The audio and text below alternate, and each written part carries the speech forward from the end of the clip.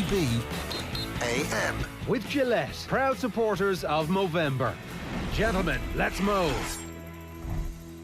Gracias en nombre de Dalma y de esa niña. Muchas gracias, Diego. Que es lo que más quiero en mi vida.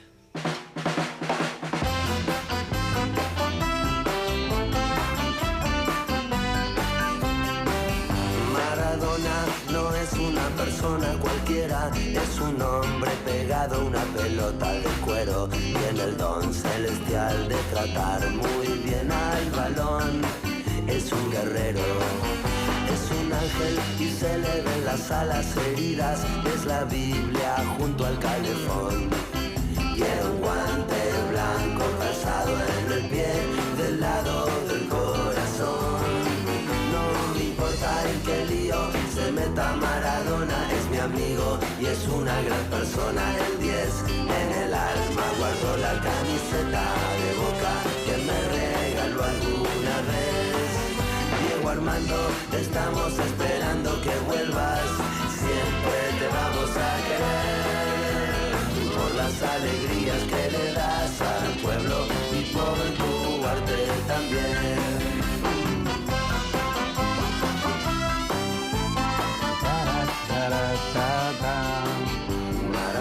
Even when they're happy, there's a little bit of sadness in the music. So night fell in Buenos Aires in Argentina last night as the news spread across the football world that Diego Maradona was dead at 60.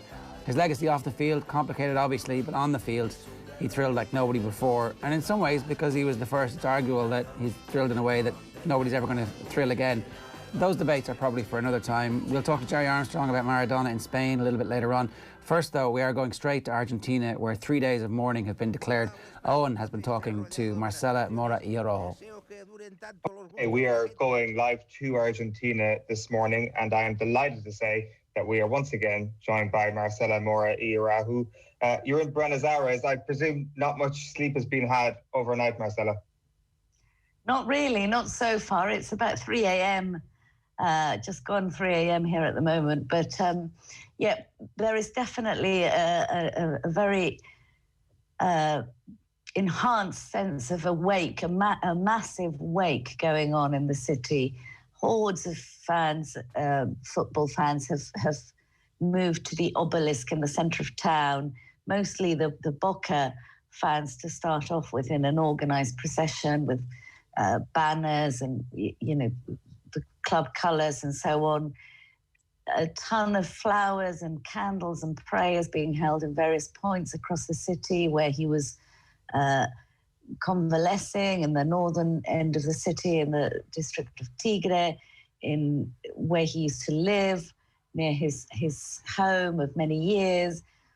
And the presidential house, the Pink House as it's known, which is the center of government in Plaza de Mayo in downtown Buenos Aires, is going to be open for mourners, much in the way that our, you know, most revered state leaders were, Evita, Perón, and Nestor Kirchner more recently.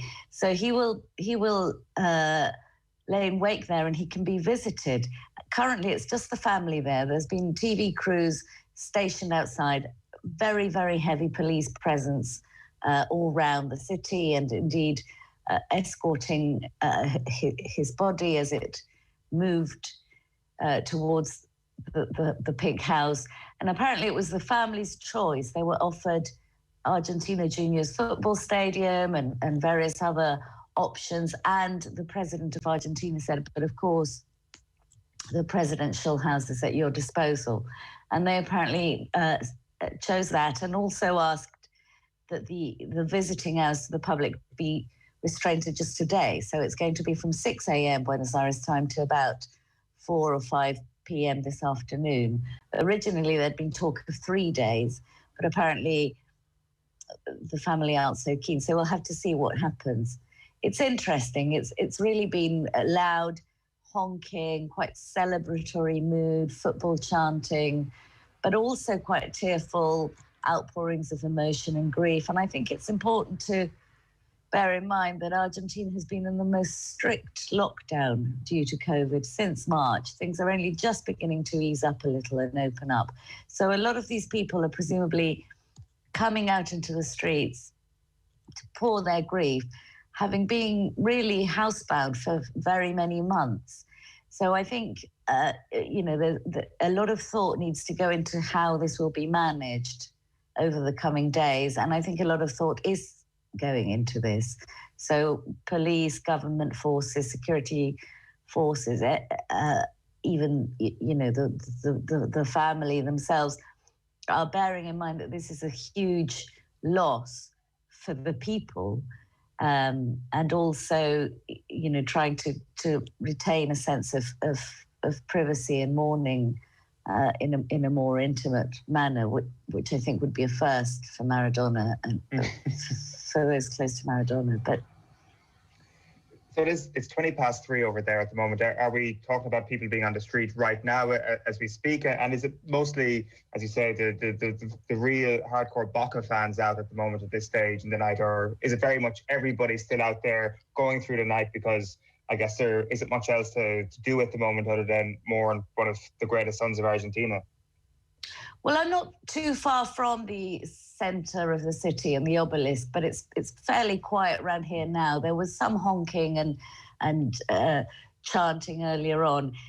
Definitely on TV, which is beaming live with all-night shows on practically every channel, is covering the event with cameras at the White House, at the obelisk, at the Boca Stadium, at the Argentina Stadium, and so on. It is a massive gathering. I mean, as I say, originally it was the hardcore fans, the football fans, the organised fans that went first, and the obelisk is the place where you go to celebrate if your team wins, if Argentina wins an international game, if you want to protest something. You know, it's the gathering of the masses in Buenos Aires, but it's growing rather than, you know, no one's actually going home. People are coming along. And I think the idea of opening the doors at 6 a.m. is there's already queues forming and people will try to get there early. And I suspect the people who will queue and want to go in may not be solely the hardcore football fans. There's some women and children, not that many tonight, but I suspect many will come out. And a lot of people who either knew him or grew up watching him or feel some sense of national pride, even if they're not hardcore football fans or indeed football fans at all. I mean, I have seen so many people discussing how they don't really like football, but they still feel very sad. So, you know, it's really, it reminds me actually quite a lot of when Princess Diana died, and the outpouring of grief and the types of people that were going out into the street to manifest their sense of loss was incredibly varied. You couldn't say, oh, it's just the royalists or it's just the kind of little girls who believe in princesses. It's a massive phenomena, and by that I mean the nation is gripped by this loss and the sense of loss. And I think there will be a lot of people out in the streets for several days. And that is one of the more fascinating things, that it's not just confined to Argentina, it transcends sport all around the world. Like, as I was just mentioning to you before we came on air, it led the main evening news here in Ireland last night. It's on the front page of most of the newspapers around the world this morning. Is there an appreciation in Argentina for what Maradona did globally? I mean, the scenes that you might see in Naples, for example, overnight, that I know it is very much Argentinian, but different parts of the world like to claim a bit of Maradona too. There's a lovely set of exchanges of anecdotes that people are posting online about moments when being somewhere and being Argentinian led to something cute or nice or kind purely on the strength of being from the same country as Maradona. I mean, it happened to me where someone wouldn't charge me for sandwiches on a beach holiday about 25 years ago because I was from Argentina. It was like, no one, Maradona doesn't pay. I was like, okay. But a lot of levels, people were saying they'd been asked for autographs in the Far East because they're from the same country as Maradona, and tourists would go, but I can't sign an autograph. Yes, please do. You're from the same country as Maradona. And that has been rampant. I think it might become a little subgenre in itself. What the things that happen to us round the world by virtue of the fact of coming from the same country. There's also been a lot of coverage of the different front pages, obviously, and the reactions and responses. And of course, President Macron of France wrote this incredible, moving, epic piece of literature as a tribute, and that has been widely covered. And in fact, the president of Argentina has also tweeted it, saying, wow, what an amazing head of state, and so on. So there's a kind of all levels of, and obviously the Pope himself has expressed his condolences. I think he is one of the biggest names in the world, you know, in terms of celebrity and fame, and his contribution to his field, if you like, in not just the world of football or the football industry, but his excellence at what he did has surpassed possibly anyone alive today. And sadly, he is no longer in that category. But I think the impact is monumentally big, and there's an incredible awareness in Argentina of how big this is internationally, to the extent that there was the talk of opening the borders just to let international press in, because allegedly Argentina's borders are under quite strict control at the moment, so it's not that easy to come in or out for tourists or foreign people. But there was talk that the foreign press would be allowed in over the next few days. So we'll see. I mean, it's a strange combination of COVID restrictions and a massive national event. And I think everyone's quite sensitive and aware that this needs to be, you know, handled with sensitivity.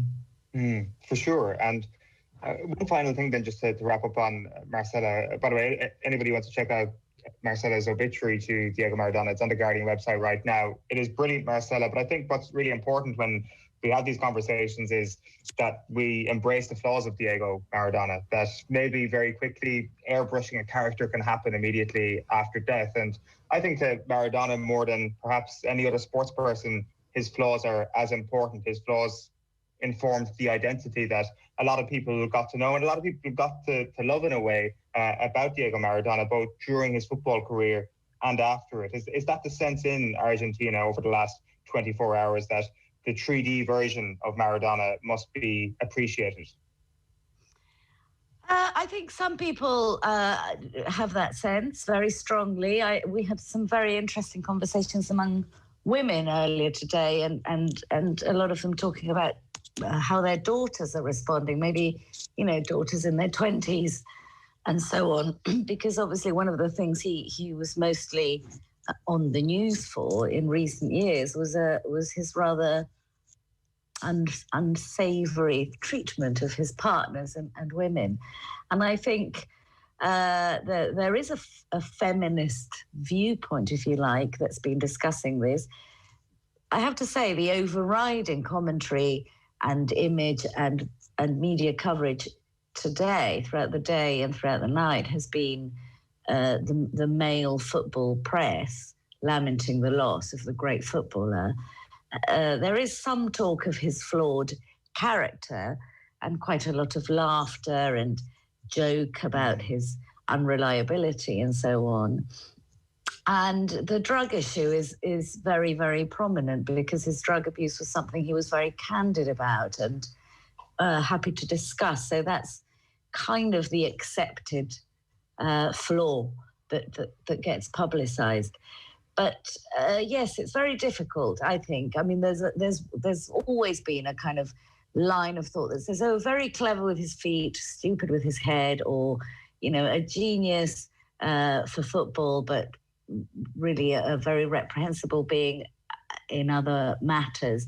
I find it impossible to disengage the two. I think generally it's hard to disengage aspects of people. We all have many aspects and are still one person.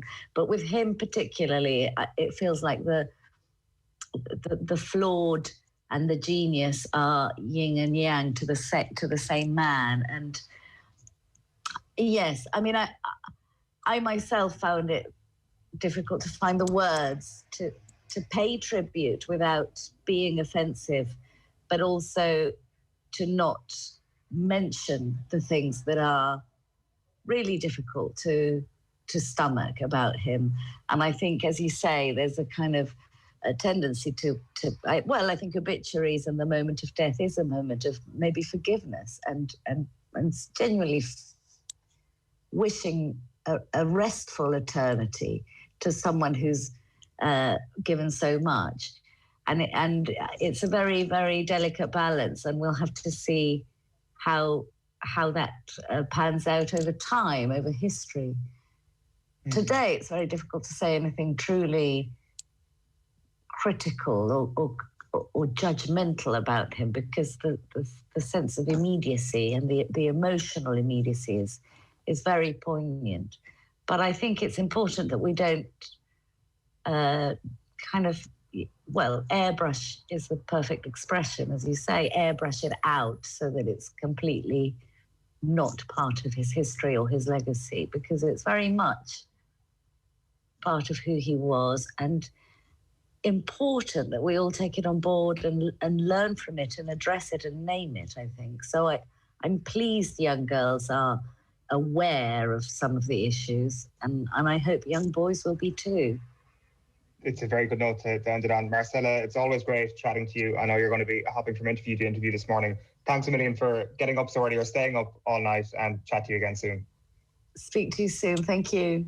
7:47 here this morning on OTB AM. Here's what's coming up. We're going to speak with Gerry Armstrong right now. Tony Kelly is going to join us at 8:10. John Duggan at 8:30 this morning. Mags Darcy at 8:45 to talk about her time at Wexford this year, and also the Camogie semi-final at the weekend. More Maradona at 9. Talking Celtic at 9:15, and we will bring you Tim Vickery at 9:30 this morning as well. Now, I'm delighted to say Gerry Armstrong is with us. Gerry, good morning to you. How are you getting on? Good morning. Yeah, very good, thank you. So we wanted to talk to you a little bit about what it was like playing in La Liga at the same time as Maradona was there.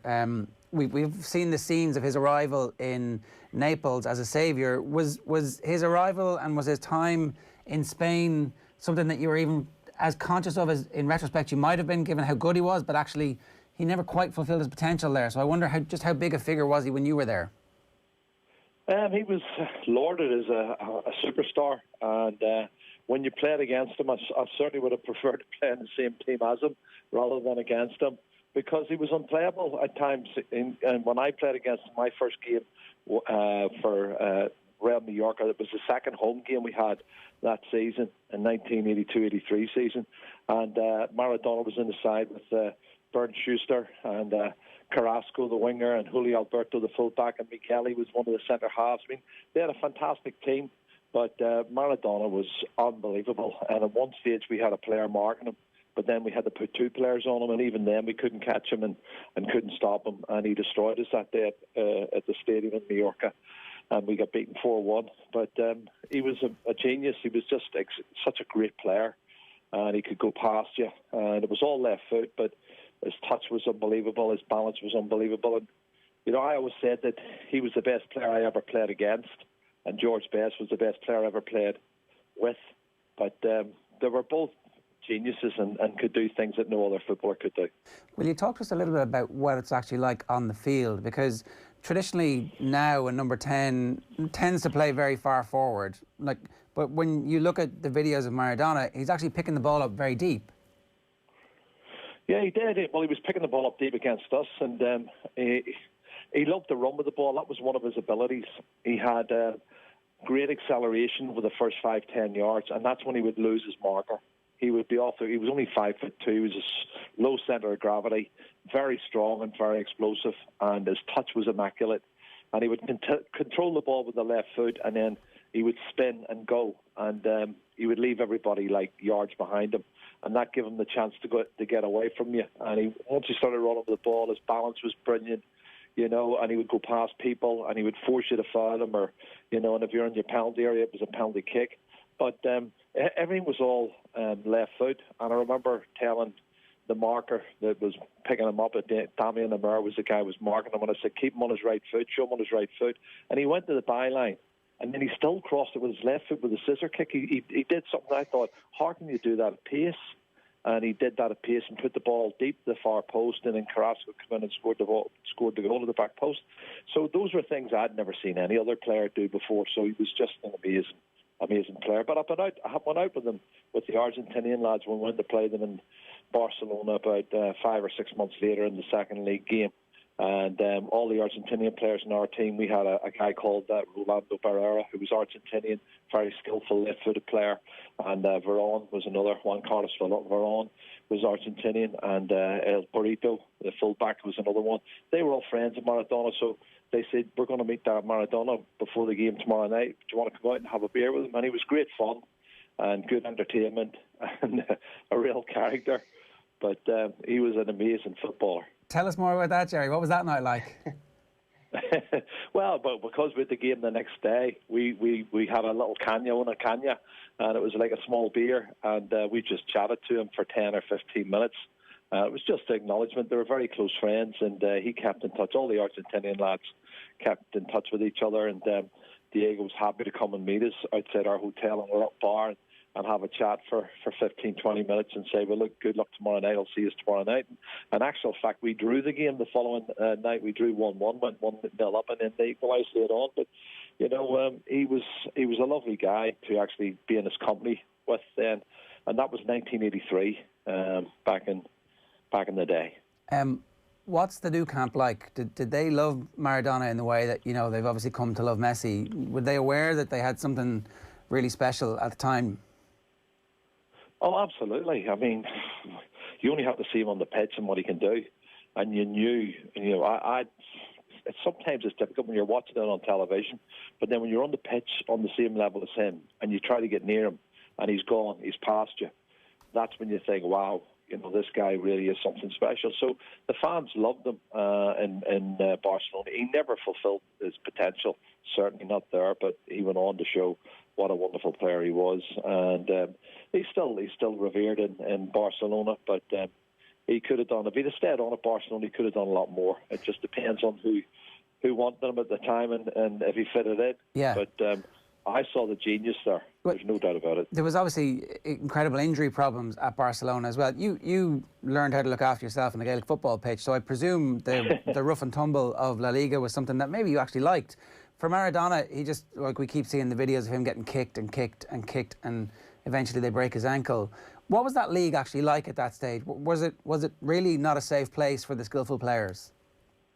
Well, that was how they stopped them then. And of course, in the 80s, you were allowed to tackle really hard, and they would stop you at any means. And the players like Miguel, who was Tarzan, his nickname was, he played for Barcelona, he was the one. But, you know, all the northern clubs, the Basque clubs, of Athletic Bilbao, and, of course, Real Sociedad, they had very solid, strong defenders who would kick lumps out of him. And, yes, he was hammered on numerous occasions, but sometimes that's the only way you're going to stop him.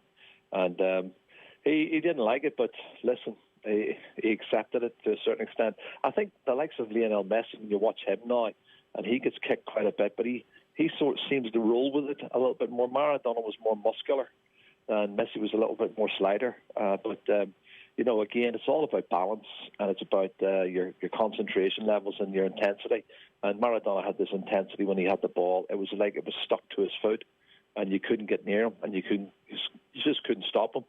But he was the best player I've ever played against, certainly, for my money.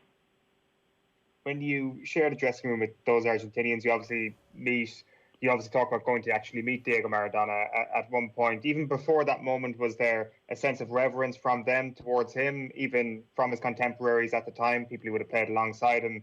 Did they talk about him in a godlike way, like the way the average Argentinian supporter would have talked about him?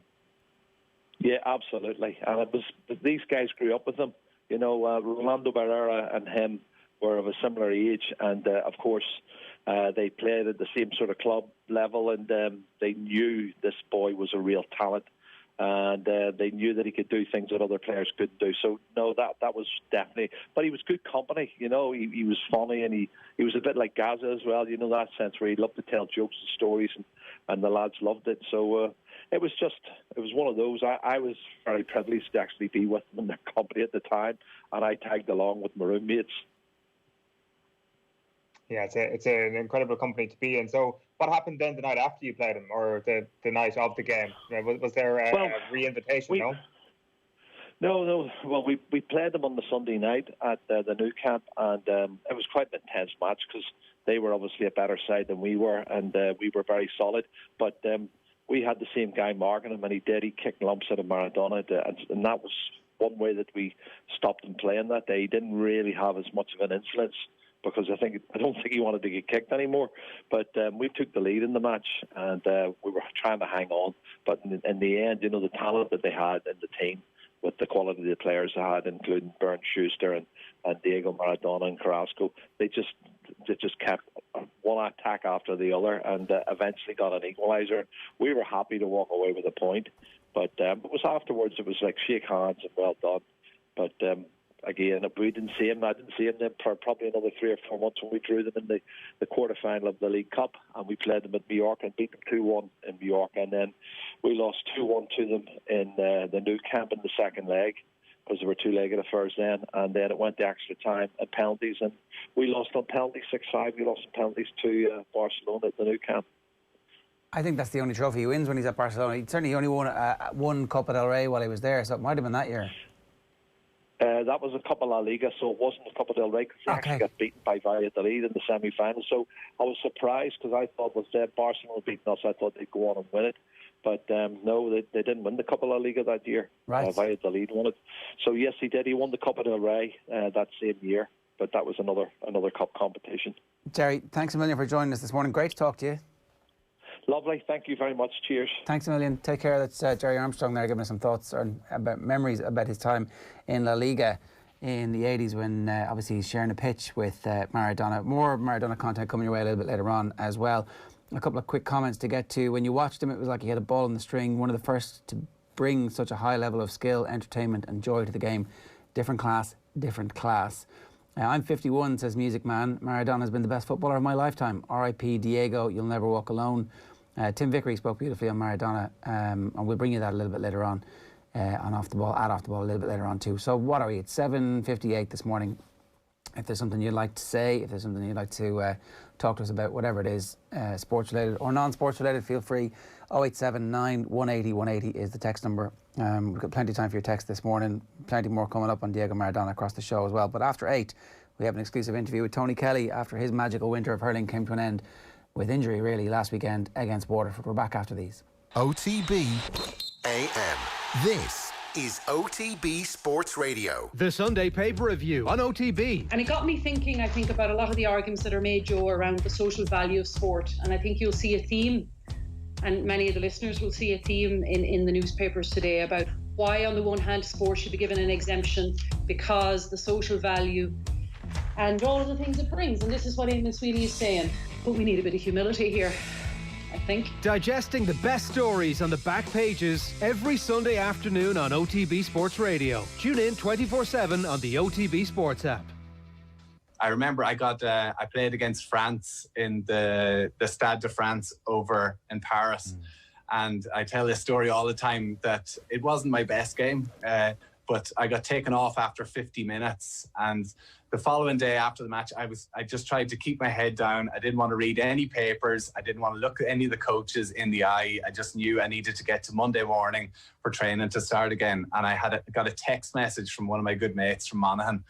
And he said, the text message said, "Listen, mate, don't listen to that bollocks Neil Francis." So, of course, I had to ask him, what did he do? What's he said? And he goes, "Oh, he's giving you a 0 out of 10 on the paper." So you'd think you'd get a 1 for just running out onto the bar.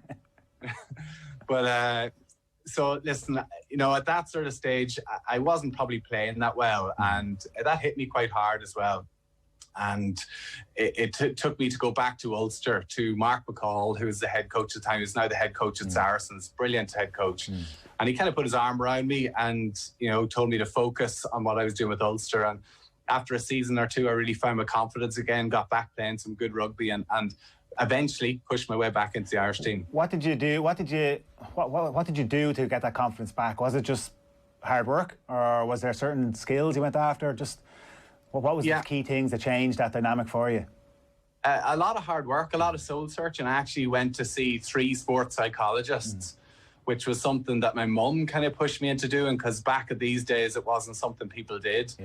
And there was no one thing from any psychologist that really stuck. I took different things from all 3, and right through to the end of my career. And even now I use some of the things like visualization and little words, trigger words that just kind of like, I suppose, get you out of that red zone where your head is going a million miles an hour. So things like that helps.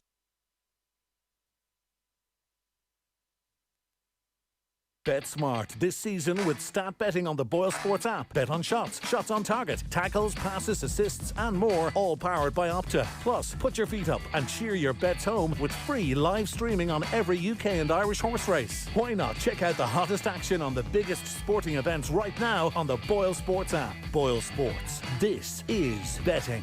Need help? Contact gamblingcare.ie. 18+. OTB AM. With Gillette, proud supporters of Movember. Gentlemen, let's move. It's 8:01 this morning here on OTB AM. Really busy show lined up for you for the next couple of hours. We'd love to hear from you this morning.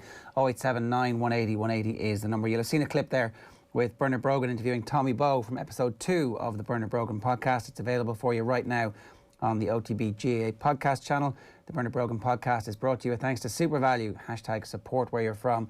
Shane Lowry is going to be episode 3's guest. That's next Wednesday. Just get over to the OTB Sports app and hit subscribe, and you'll get those podcasts there for you. I want to play you this a little bit. It is Paddy Agnew, who was the Italian correspondent of the Irish Times for the 80s and 90s, at a time when Maradona and the world's best footballers went over. Paddy was interested in Italian politics, but he also had a massive interest in Italian football, and every week he wrote a brilliant weekly column that educated the entire country here about what was happening in the best and most interesting and most vibrant football league in the world as it was at the time. So here he is talking about going to Naples to watch Maradona in his pomp. Enjoy. My first one, I think, of Maradona at Napoli, I remember very clearly the day they beat Fiorentina to win their first ever title. And in those days, one of the great pleasures for me was to go down to Naples for their home games pretty regularly. And so I was there, obviously, the day they won the title. I remember getting off the train at the Campi Flegrei station and looking around me, and there was blue bunting everywhere. There was flags, there were horns blaring. This was about 3 hours before the game kicked off. And it was obviously going to be a very special day. But as I was walking up to the San Paolo Stadium, I looked in a couple of shop windows, and I saw what looked like a prayer in the window. And the prayer went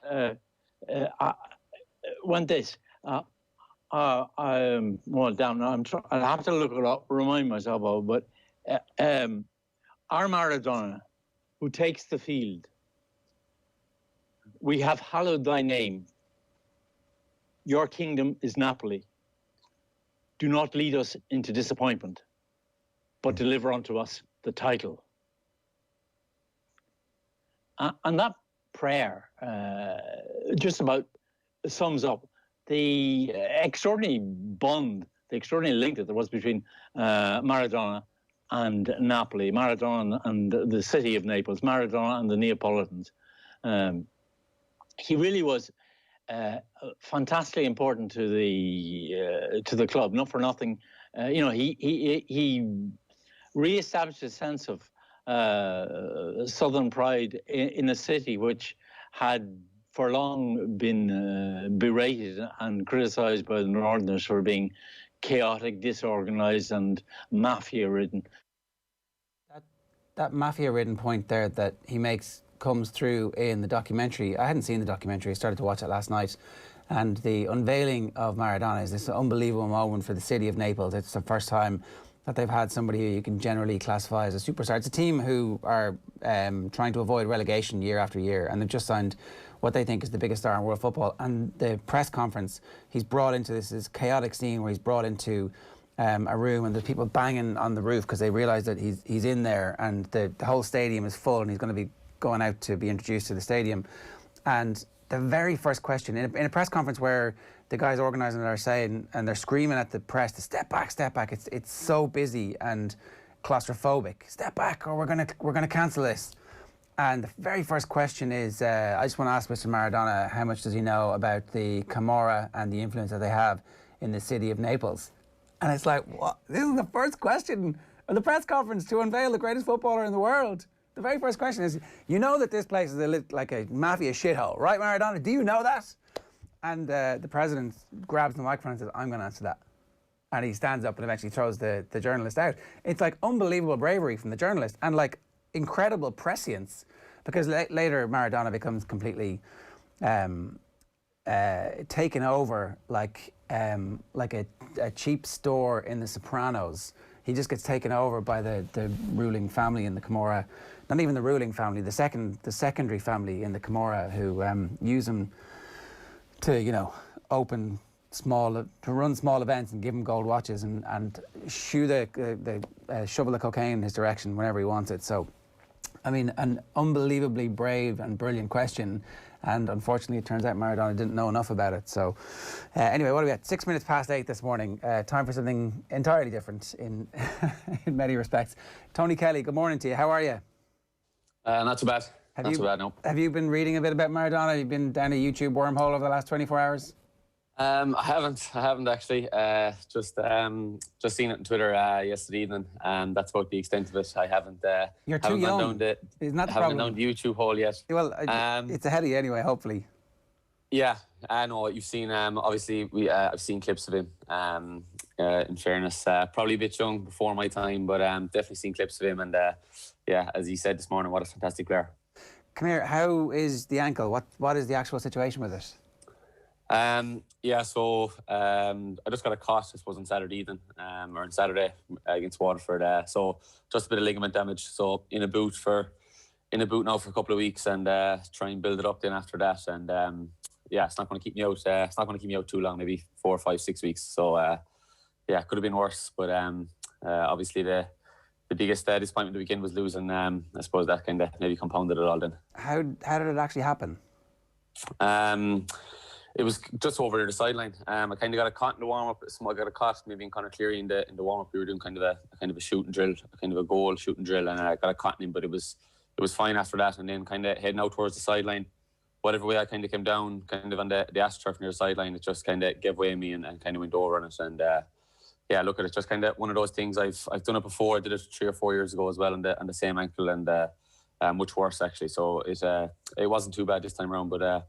It's just a disaster when you lose, and then you find out then that you're in a boot in for a couple of weeks after. Did you know straight away that this is almost exactly the same, and it's gonna at least curtail my ability to influence this game?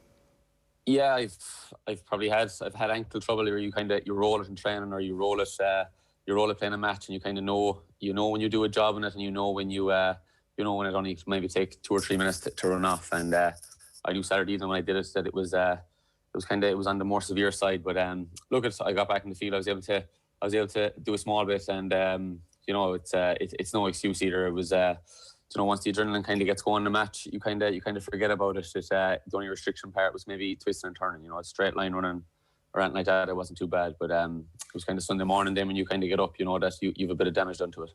Can we skip the Waterford game for a minute, and we'll come back to that, I promise. But I do want to talk to you about the rest of the season that you were having. You were playing pretty well there for a little while, Tony. What was going on? Yeah, I suppose. Look, it was I suppose in a rich vein of form, but I suppose look, it all goes down to the players around you as well. Everyone kind of made a big deal of scores being scored or anything like that. But I think a lot of it too is when you're hitting frees, a lot of your scores get inflated as well. You kind of the scores you kind of really count are the ones you're kind of chipping in from play. The frees, the majority of frees, 70-80% of frees are normally in front of the goal where forwards get fouled. And to be fair, like Shane O'Donnell, Colin Malone, Shanahan, Ryan Taylor, all them lads, they were the ones maybe winning dirty ball, getting fouled in front of the goal or laying it off to you. So look, there was a lot made of kind of the scoring contribution of myself, but others had a massive role to play in it as well. Even the last day against Waterford, you've seen Aaron Shanahan come in. I think it was 2-1 or 2-2 he scored. Colin Malone every day went out 2 or 3 points, and I've said it numerous times, but Shane O'Donnell's work rate is absolutely immense as well in getting foul and setting up scores as well. So a lot was made, I suppose, of the scoring from myself, but it was a collective effort up front from us. Look, I know, and I fully appreciate that you are a part of a team as well. Can we talk about the scores from play then? It did seem like you were scoring at a higher rate this year than you have done in previous seasons. Did your role change? Did your responsibility, was there an ask on you to be someone who was taking more shots and to take that responsibility on as well, or how did that come about? No, not really. I didn't really have the conversation with Brian on kind of what way he kind of wanted me to play personally. He kind of sets out the team, and you kind of have to fit in your role within the team. I suppose I was playing probably midfield in the league, doing a lot of hurling at midfield, and then championship I was kind of floating from midfield into full forward line and kind of back out. And you know, it's kind of, I suppose, with the frees, when you're hitting frees, when you kind of take a free on the edge of the square or on the D under 21, you're not going to get back out for a puck out. So it was only kind of maybe tap a free over the bar and then stay inside in that position for maybe 2 or 3 or 4 minutes. So that's kind of the way it worked out. It was more kind of off the cuff of being maybe inside, and then maybe as the season went on, Brian kind of came up with different ways to kind of utilise the forwards, kind of get us more kind of rotating around the place. Not just myself, every forward. So don't spend maybe 40-45 minutes in the one wing or the one spot, and constantly trying to move your forwards around. It's one thing, I suppose Tipperary are probably the best at it in terms of their 6 forwards. Same thing with Cork when they go out. If you're cornerback marking John McGrath, you could end up being centre forward for 5 or 10 minutes, wing forward. So it's just trying to make your, I suppose, the opposition backs kind of on their feet and bringing lads to different positions that they're not used to playing in, really. And is that more enjoyable to play in? I guess it must be.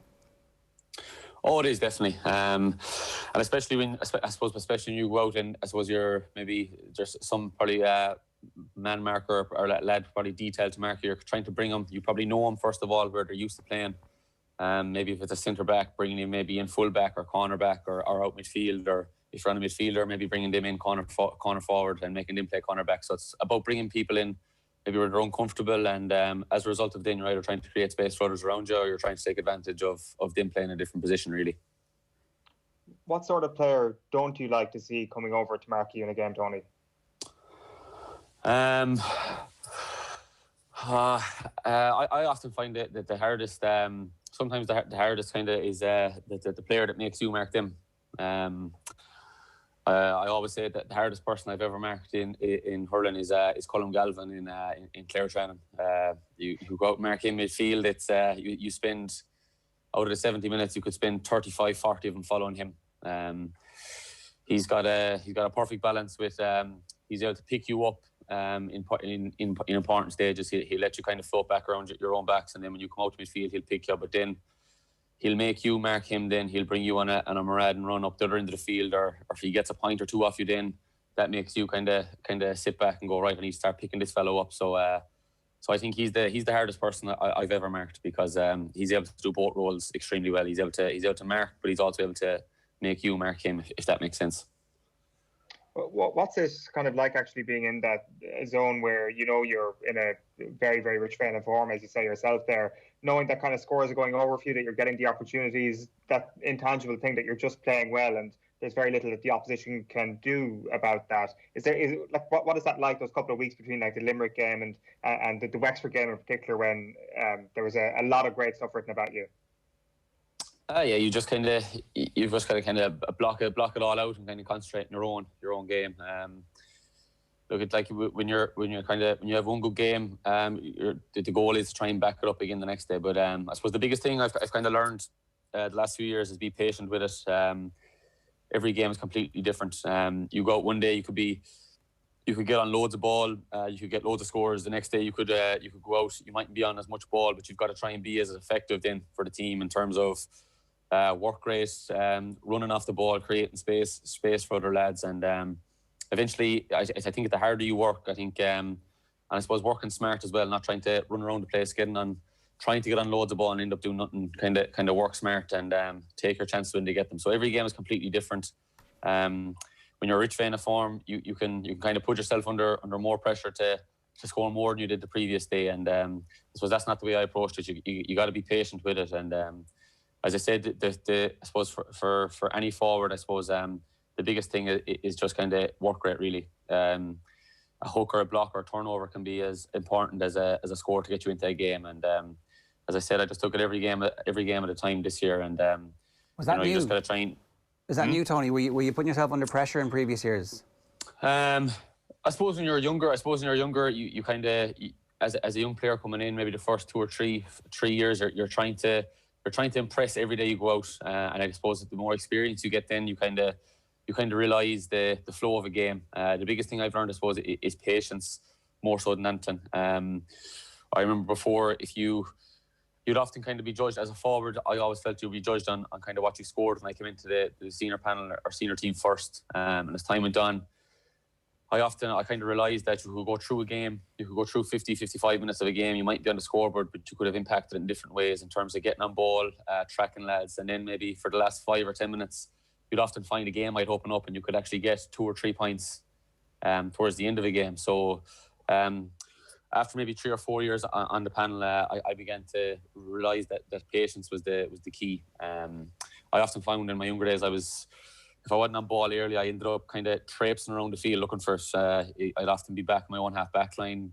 If I was on the left side of the field, the ball could be on the right side of the field, and getting maybe frustrated by that. But I suppose now with the experience behind me, it's you kind of realise that the flow of a game and you're trying to read it that much better to kind of be in the vicinity where the ball is landing rather than pucking it up to where you should be yourself. Yeah, and I imagine that a lot of people watching were like, oh, we actually need to let Tony Kelly do what he wants to do, because when you come in, it was with such a bang. There was really early, brilliant success on a team level and on an individual level, which I imagine brings with it its own expectation in your head. Geez, I've got to be Hurler of the Year again every time I go out here now.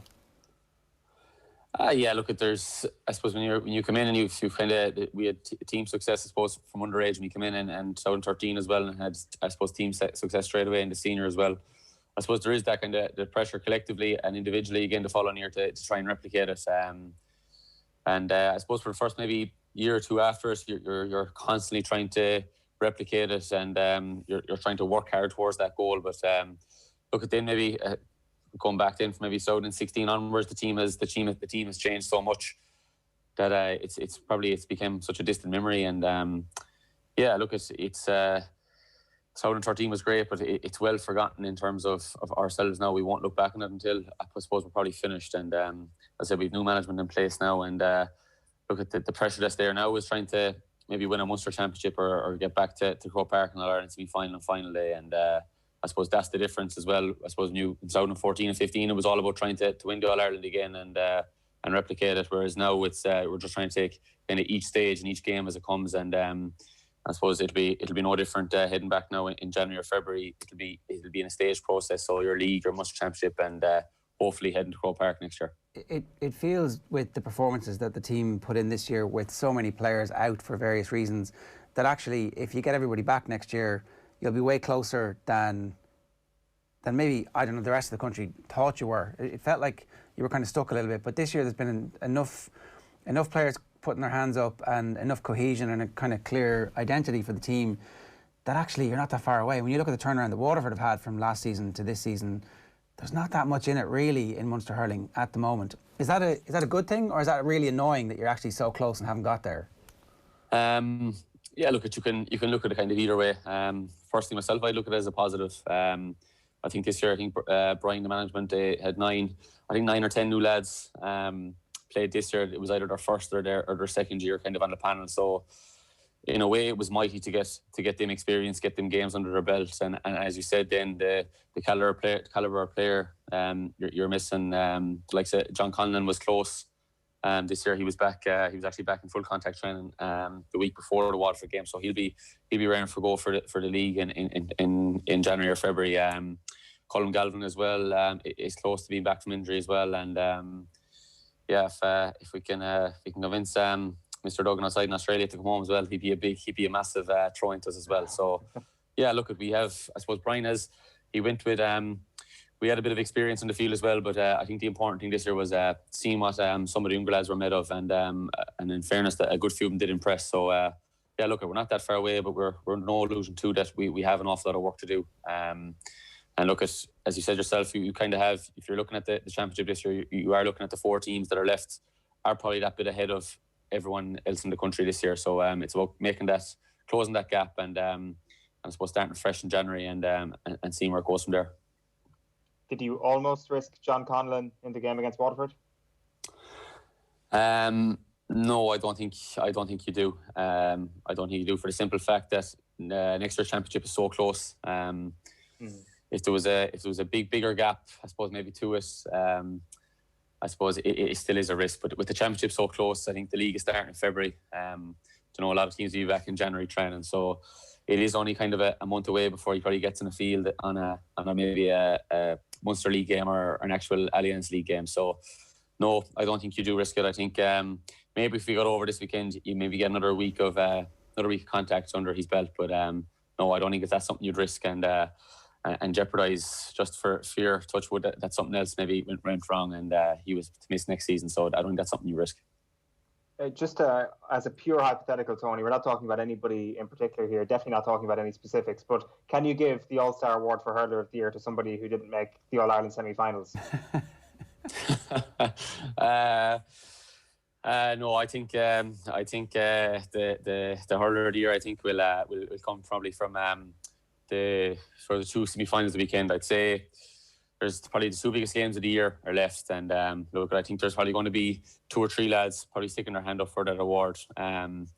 Maybe especially after this weekend, but especially the final. Especially with the 4 teams left, like there's 2 cracking semi-finals. There's a lot of talent on show. There's a lot of lads going well in all 4 camps. So to answer your question, my opinion is it's going to come from one of the 4 teams left, and probably the 2 finalists that get there. Michael Quinlivan had a smile to himself after kicking a score against Cork before half time. It was just like, things are going well for me today. I know, and I'm on it. And we've talked to him before about goal chances and like the sense of calm that comes over him when he's one-on-one. And you were definitely at various stages in the Wexford game. There was a smile on your face after scoring, and I don't know if it's involuntary, if you're like, that was pretty good. Were there points like the point from the left touchline, for example? You're like, well, that was not bad. I'm happy with that. Yeah, I was kind of more happy that it went over because it went wide. I'll be getting a near full off. The forwards first of all. I'd probably get a near full then off the sideline as well. But yeah, look, I suppose when you're as a forward and a score like that goes over, you're kind of thinking to yourself, okay, not much it can go wrong now for me.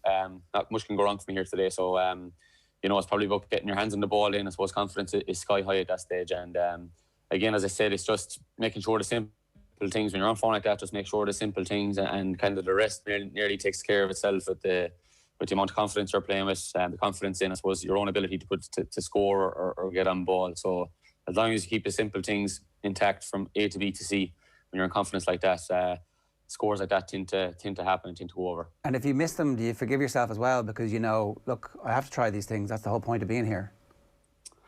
Yeah, when you miss it, I suppose the first thing going through your head is kind of what could I have done differently? I suppose in that situation there, I suppose look at if I hadn't probably got the 2 before it, I probably would have maybe turned and looked to put it back across the 21 or back across the D. But look, when the first 2 go over, your confidence again is just sky high. But look, when you're missing opportunities, the key is not to get bogged down with like sometimes you might take a shot, it could be the complete wrong option and go wide, and you've got to address that. But other times, if the theory with it is if you've got a clear strike at goal, well then it was the right option. If it's within your zone and it's a clear shot, you're not under that much pressure, and it goes wide, well then you live with that. And again, when you get in a similar position, you just try and rectify it the next time. I have 2 last quick questions for you. The first one is about the time of the year. Shane McGrath was on and he was saying that, traditionally, if you're still in club action, this is the time of year when you do really well, that there's something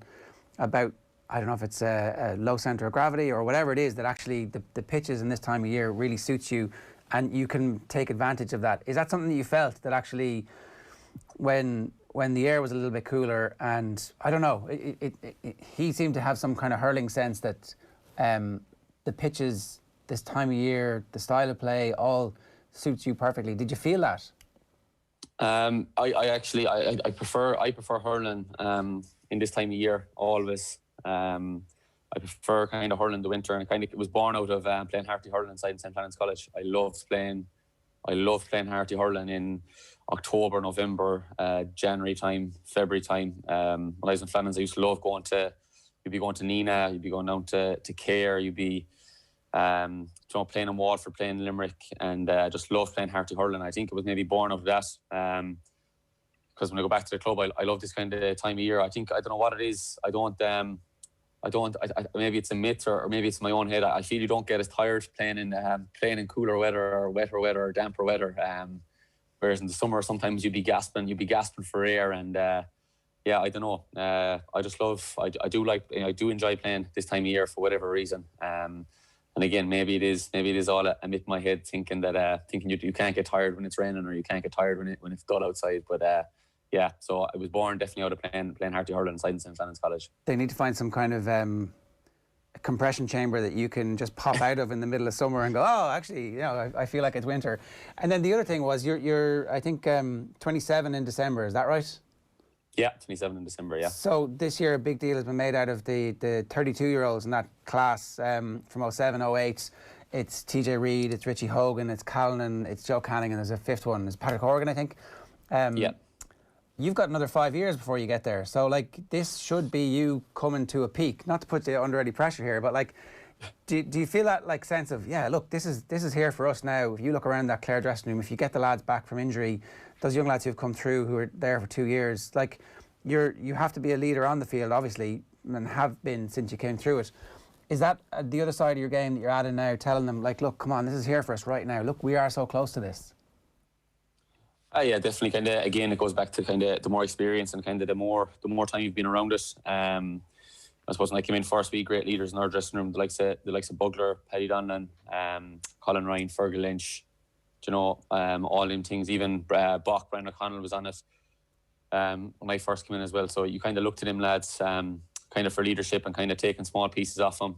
Even from a club scene, the likes of Gary Brennan there, who's been unbelievable in terms of county football and also hurling with the club as well. So you take snippets from them and you try and bring it in, adapt it to your own kind of leadership kind of role within the Clare setup. But as you said there is a good age profile coming there now. Dave McInerney, I think, is 27 or 8. Myself, Colin Galvin, Shane O'Morey, 26, 27, Shane O'Donnell, 25 or 26. So you're coming to that age profile now where you need to I suppose, all those lads in that age profile need to take on more of a responsibility and more of a leadership role and help the younger lads coming through. But again, as you said, it's just something you get with experience and become more comfortable with the longer, I suppose, you're playing with Clare and I suppose playing inter-county hurling as well. Yeah, and last one for me, how long will the disappointment take to get over and you actually start thinking already about next year? Does it happen straight away? Is that what you have to do, or will you try and nurse that pain for a little while yet? Yeah, I think both. I think both go hand in hand. I think the nursing the pain, as you put it yourself, helps you get back and helps you get into the gym. And look, it's next year is coming thick and fast. And look, I suppose anyone that's out of the championship, I'd say, especially for us, I'd say, I suppose individually, I suppose we're doing our own thing back in the gym, maybe this week or this weekend, and get gearing up for next year again. And that's the way the game has gone. You get maybe a week or two of downtime and then you're back on, what do I need to improve on? And I suppose, look, personally for myself, it's get back into the gym now and hit it hard before the winter comes, because we have, December, January, so I think the league is starting in February. So get your own gym work done before you go back in collectively and start hitting the running and the gym and collectively again. Well, listen, we wish you all the best for your recovery and thanks a million. Well, it really was a sensational season. I don't know if you guys understand fully just how much joy people got from watching those games and seeing them. It really, I know we all talked a little bit about the sport coming back is going to give the country a lift. It actually did. It genuinely did. Yeah, definitely. You're talking about the joy that I suppose you're bringing around to everyone as well, and I suppose the players are no different either. When we're not playing ourselves, we're sitting down every weekend. We're sitting down watching every weekend, watching the football and watching the hurling as well. So, yeah, it's absolutely fantastic to have it back. And I suppose anyone you meet locally is just thrilled to have it back. And the lads in Ballet here that's strictly a hurling club are suddenly becoming experts in Tipperary and Cavan winning the football at the weekend. So it's absolutely brilliant. People that mightn't have watched football before are tuning into it like they've always watched it, and vice versa with the hurling as well. So it's really kind of brought the whole GA community together, and even people outside the GA community that may have not have been that much interested in it before this COVID happened. Yeah, 100%. Tony, great to have you with us. Thanks a million. Thanks, lads. That's Tony Kelly, the legend who's put together an amazing season this year. I don't think it's overstretching things to use that about the form that we saw, particularly in those 3 games before the injury. So what are we at? 8:30 this morning here. Still plenty more to come. I'm going to talk to Max Darcy a little bit later on. We're going to hear from Tim Vickery around about 9:30. And we'd love to hear from you too. 0879 180 180 is the number. So I want to start with the reaction around the world to the passing of Diego Maradona at the age of 60. Let's start with OTB Sports here. So Maradona versus England, one game that captured the Argentinian dream. That was kind of how Vickery speaks about it. The 2 goals, the fact that England was so important in Argentinian history. It's just 4 years after the Falklands War, of course. John Duggan, we fell in love with Diego Maradona's extraordinary talent. That's his column this week. Soonest, I was lucky to share a pitch with Maradona, obviously, in his time at Italy. Peter Reid, I'm still bitter about the handball, but he was a genius. Peter Reid, obviously, one who had the chance to kick Maradona at that point, but didn't, and played in that game in Mexico in '86. You can subscribe to OTB Football. That's our football stream in our podcast network, and you can get that on the OTB Sports app. And then the big news in GAA last night, Logan and Dooher named joint managers of Tyrone footballers. So you don't see too many joint managers. You see a few, and Tyrone obviously hoping that this isn't the Gerard Houllier, Roy Evans era at Liverpool, that it's more one of the successful joint managers. Have there been successful joint managers? It's a good question. Anyway, Eoin, take us around the world. What else is happening here? Well, we have to start in only one place, and that is Argentina, because there's been a couple of brilliant front pages that have just kind of come through over the last few minutes, actually. This is Ole, the Argentinian Sport Daily. Beautiful picture of Diego Maradona with the World Cup. 1960 to infinity is the headline. Let's go to Pagina 12. I don't want this pain in my heart is the headline there. As you can imagine, the Argentinian press, some incredible front pages across the media there. Of course, if you're not going to get that emotion in Argentina, you're probably going to get it in Italy. La Repubblica goes with the headline, Football Goes to Heaven, and it is a photograph of Diego Maradona in his Argentinian jersey. You're probably going to get a lot of Napoli here as well across the Italian press. The Corriere dello Sport, Diego lives, Diego vive is the headline there. Moving on then to La Gazzetta dello Sport. The headline in La Gazzetta is very simplistically, I saw Maradona. So plenty tributes across the Italian press. Let's go around the rest of Europe. Marca goes with a quote from Diego himself. If I die, I want to be reborn and I want to be a footballer and I want to be Diego Armando Maradona again. Kicker then in Germany. Beautiful front page there to today's edition of Kicker.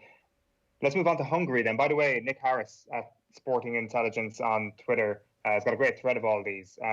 Nemezeti Sport in Hungary goes with the headline, Hand of God, God bless. A lot of religious terminology going on across the continent this morning. Poland then goes with this beautiful front page, this teary Argentinian flag there. It's a fantastic cover. Belgium then, let's go and look at their media. Fairy tale without a happy ending is the front page of that particular publication. Let's go to Denmark then, and Information. I probably completely butchered the pronunciation of that. The sinner, the saviour, and the greatest football player is how the headline translates there. Let's go across to Sweden then. I'd like to hear your Swedish and your Danish and all that. That would be good. Go on. So this is Dagens Nyheter, which is obviously a very top publication in Sweden. The headline is, he showed the sky of football. Han desade footballens himmel. I'm just going to go for that. Norway goes with Maradona with the World Cup in hands. The translation of that headline there is, now he's in God's hands. Quick trip over to the UAE. The main publication that we're getting here is Golf Today, and the headline is, Maradona, playmaker, goes back to his maker. The National Den in Scotland just leads with a great photograph of Maradona. Really there are countless images of him that just seem so beautiful. Inside the National today I watched Diego play in Glasgow by Martin Hannon, and there's a lot of good Scottish angles on Maradona this morning. Let's then go at the UK in general. There's been a couple of different ways to cover this from a UK perspective. Here is the Daily Star. Boo. Where was VAR when we needed it most? Boo. Could you have expected anything different from certain sections? Maybe not. I will say you could get something a lot better in other elements of the British media. The Guardian, for example, go with this front page, and it is lovely. Diego Maradona, 1960 to 2020. I lost a great friend, and the world has lost a legend. They quote from Pele. And then let's wrap up in France, because France always do it better. Libération. Celeste is the headline there. Celestial. And L'Equipe wins the day. Dieu est mort. God is dead. Diego Armando Maradona, 1960 to 2020. So no surprise really that L'Equipe wins the day, but that is a little bit of a flavour of the front pages across the world this morning.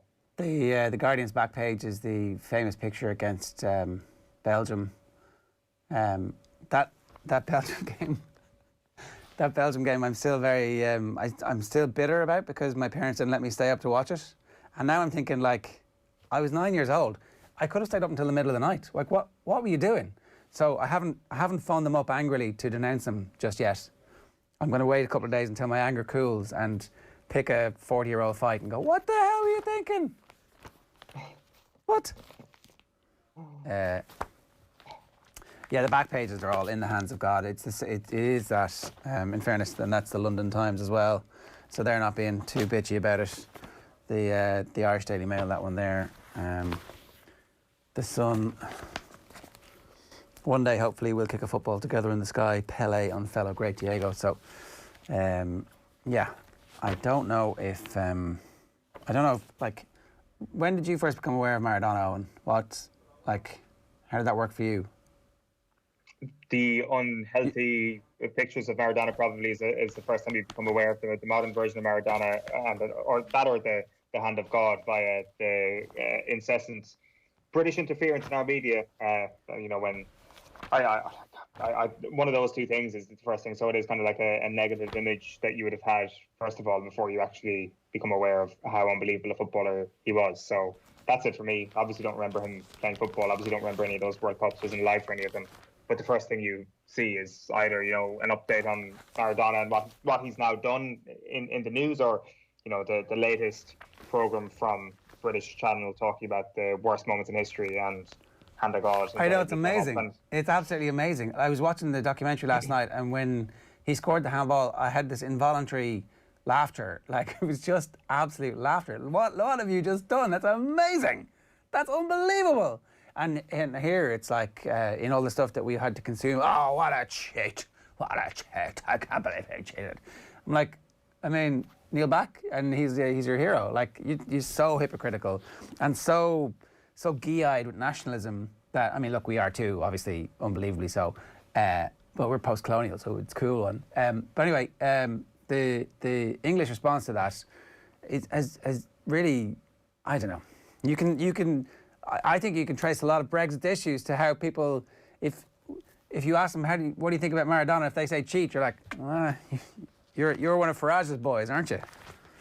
Well, the thing about the hand of God is that it's actually just quite a boring thing to talk about at this point. Like, man handles ball. Well, it's an extraordinary moment at the time, but like at this juncture, given how it has been beaten well beyond its depth at this point, it is just such a dull topic of conversation. Well, okay, I will certainly give you that is on the surface. However, when you have somebody like Vickery go and putting in context the relationship between England and Argentina, and how England had like a proxy colony down there because they controlled the purse strings and essentially bankrupted the country, or were part of the banking system that bankrupted the country for like 40 or 50 years, keeping them in poverty despite all of the natural resources that they had as a country.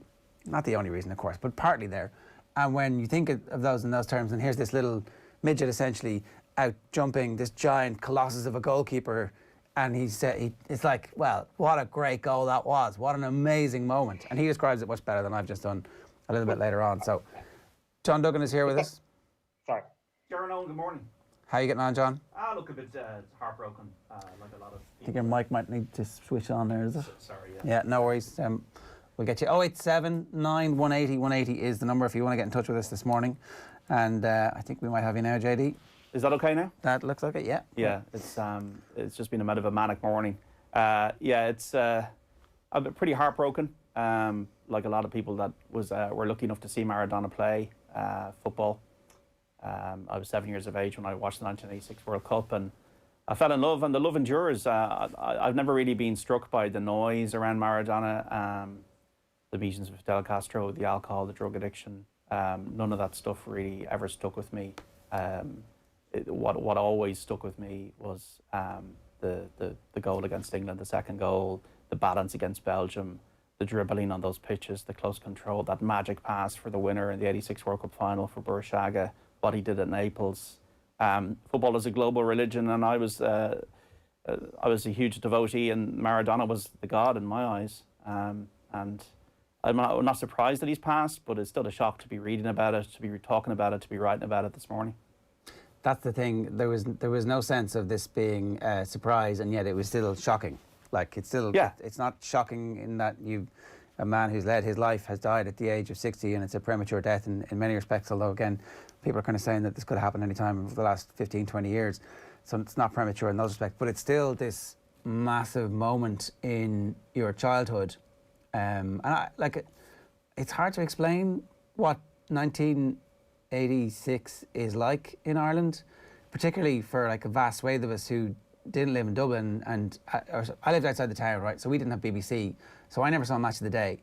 Essentially, the football that you saw, the only football that you ever saw, was the occasional games on a Saturday at 3 o'clock, very rarely, and they were only kind of starting at that period, and World Cup qualifiers, and Ireland weren't in the World Cup at that stage. Northern Ireland were. I remember watching the Northern Ireland team qualify and in Belfast, and that World Cup kind of building up to it and getting the sticker book, and then this massive burst of a different colour, like the colour of the football because of the sun in Mexico was just this, it was mesmerising, apart from the fact that it was the best footballers in the world playing in the coolest shirts, and you have in the middle of it that England team, who I actually really liked, because I was an Everton fan at that stage, because I picked Everton against United in the previous 85 Cup final, so I knew all those players and had the Panini sticker book, and here was Maradona beating them. And John Barnes that day was unbelievable.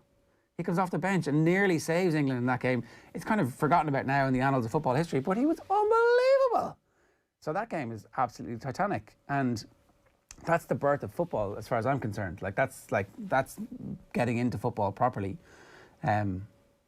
I would agree. I'm around the same age as you, Gerry, and that was also the birth of football for me. I had the Panini kind of half-filled soccer book. Yeah. Never fully filled. No, Emmanuel Macron was like, did you see Macron? No. He's also our age. He wrote this kind of 4-page essay about the death of Maradona yesterday. Like, there's other stuff going on in the world, but Macron's like, sorry lads. I love that though. I do too. Yeah. But it's like, it's... But that's how much he meant. That's how much this individual touched people's lives growing up, whatever age you were. I was 7. As you say, the TV screen in your living room, like in Ireland in the 1980s, was poor. This exotic colour being beamed in, and it looked so hot. And as you say, the shimmer of the jerseys, and then all the countries, the nations, the shock results in that tournament. You like Spain, Belgium, and the USSR, and Scotland were playing, and England were playing, and the Germans and the French, and then Maradona in probably the best jersey you would have in football, the Argentina jersey. The away jersey for that England game. The blue one. And it looks like there's sparkles. It looks like there's the numbers are actually sparkly, but I think it's just, I mean, it isn't. It couldn't be. Like, they wouldn't have put a sparkly. Maybe they did, I don't know. Maybe it was just some Maradonas. But they were also so cheap. Looking at the documentary last night, they actually look like the cheapest form of polyester. It's clinging to their bodies. I ordered a few of them online, but they all came in cotton. They didn't have that kind of polyester, that kind of... it's probably illegal now. Industrial. And then I remember then I got a Maradona, was like a few sizes too small, unfortunately, because it was probably fitting his lean physique at the time. there was commentary. The guy whose name was Victor Morales, he's actually Uruguayan, and he was the guy who commentated on that goal of the century, and I think we can play it now. Ahí la tiene Maradona, lo marcan dos, pisa la pelota Maradona, arranca por la derecha el genio del fútbol mundial y es el tercero a tocar para Borruchaga siempre Maradona, genio, genio, genio, ta, ta, ta, ta, ta, ta, ta, ¡y gol! ¡Y gol! ¡Y gol! ¡Dios santo, viva el fútbol! ¡Golazo! ¡Y gol! There's something religious about that. There's something religious about Maradona.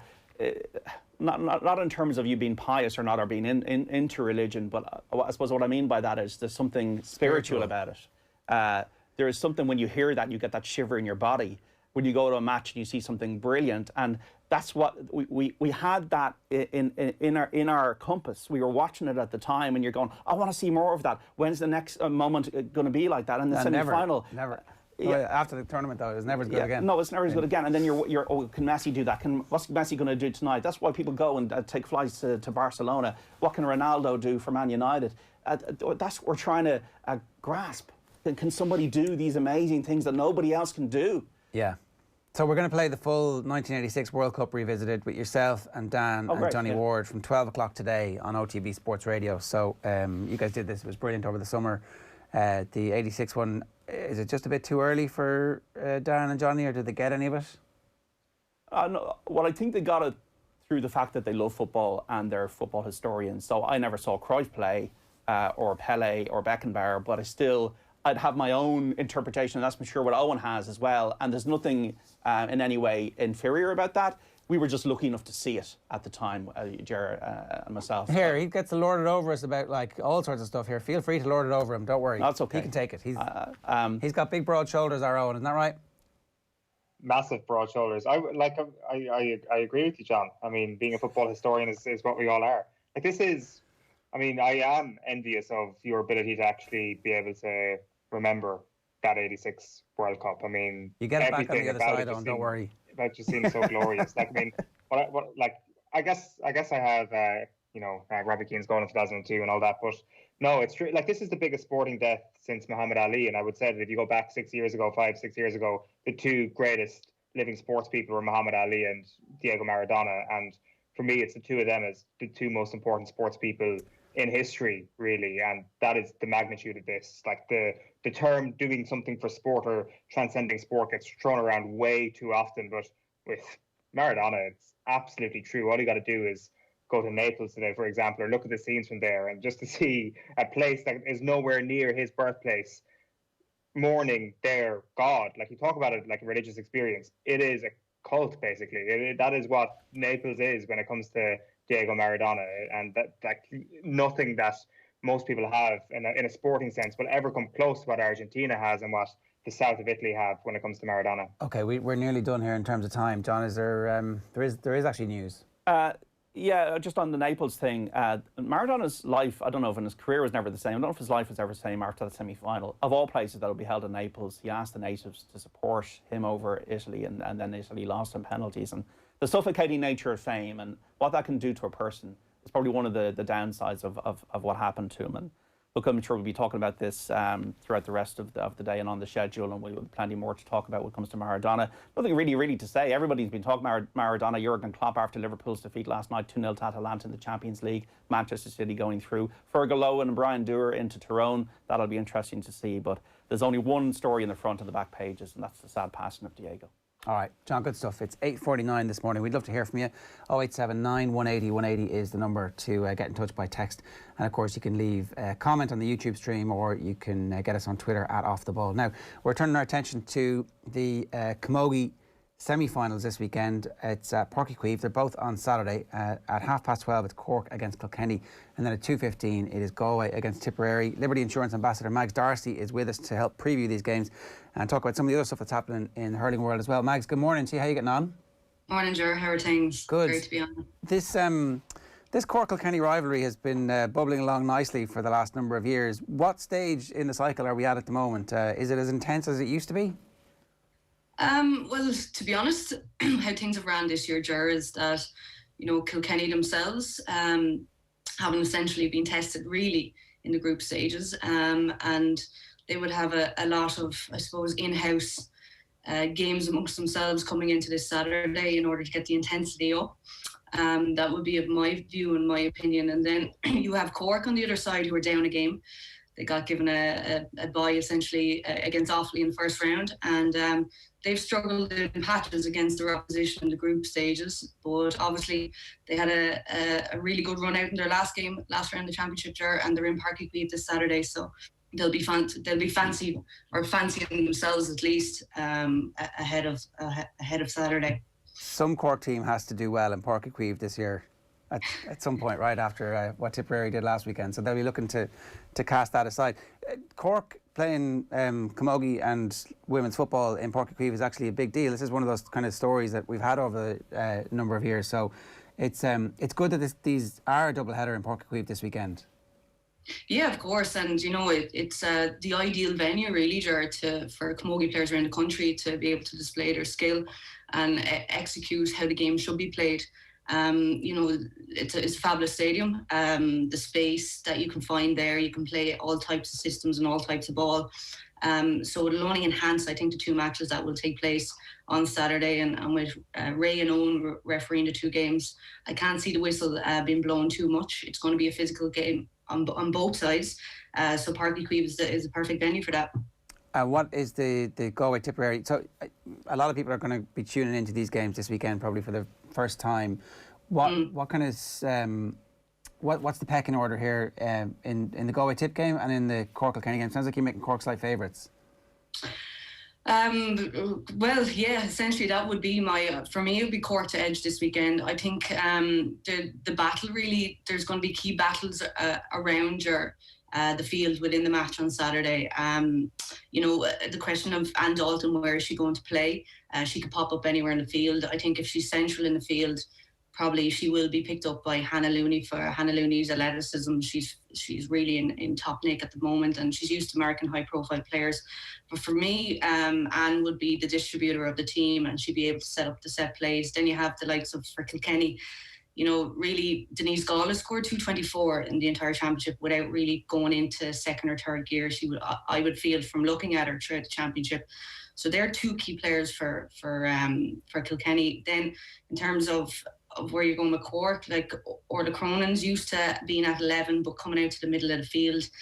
They do that slightly just to enable them to bring the ball through the hands in the middle third and to open up space inside. So there'll be tight matchups in the Cork and Kilkenny game. Amy O'Connor obviously is going to be a threat up front for Cork. You're possibly looking at Davina Tobin, I'd imagine, trying to mitigate that threat. And then you could be looking at Anna Farrell, possibly picking up Aisling Thompson. But the key for me in the Cork and Kilkenny game, because they're two kind of loose teams that can play a lot of hurling. But the key for me is who's going to get the hands on the body in terms of breaking the momentum of each other's attack. For me, Cork to edge. And it's funny, Ger, that you have Cork and Kilkenny as a curtain raiser, which is unheard of really in the tradition of Camogie. So that's obviously the first game. And then you're looking at Tip and Galway, and Tip are on a high down there at the moment. Tip have a few really interesting narratives ahead of Saturday. Obviously, you've the wow factor of Aisling Maloney.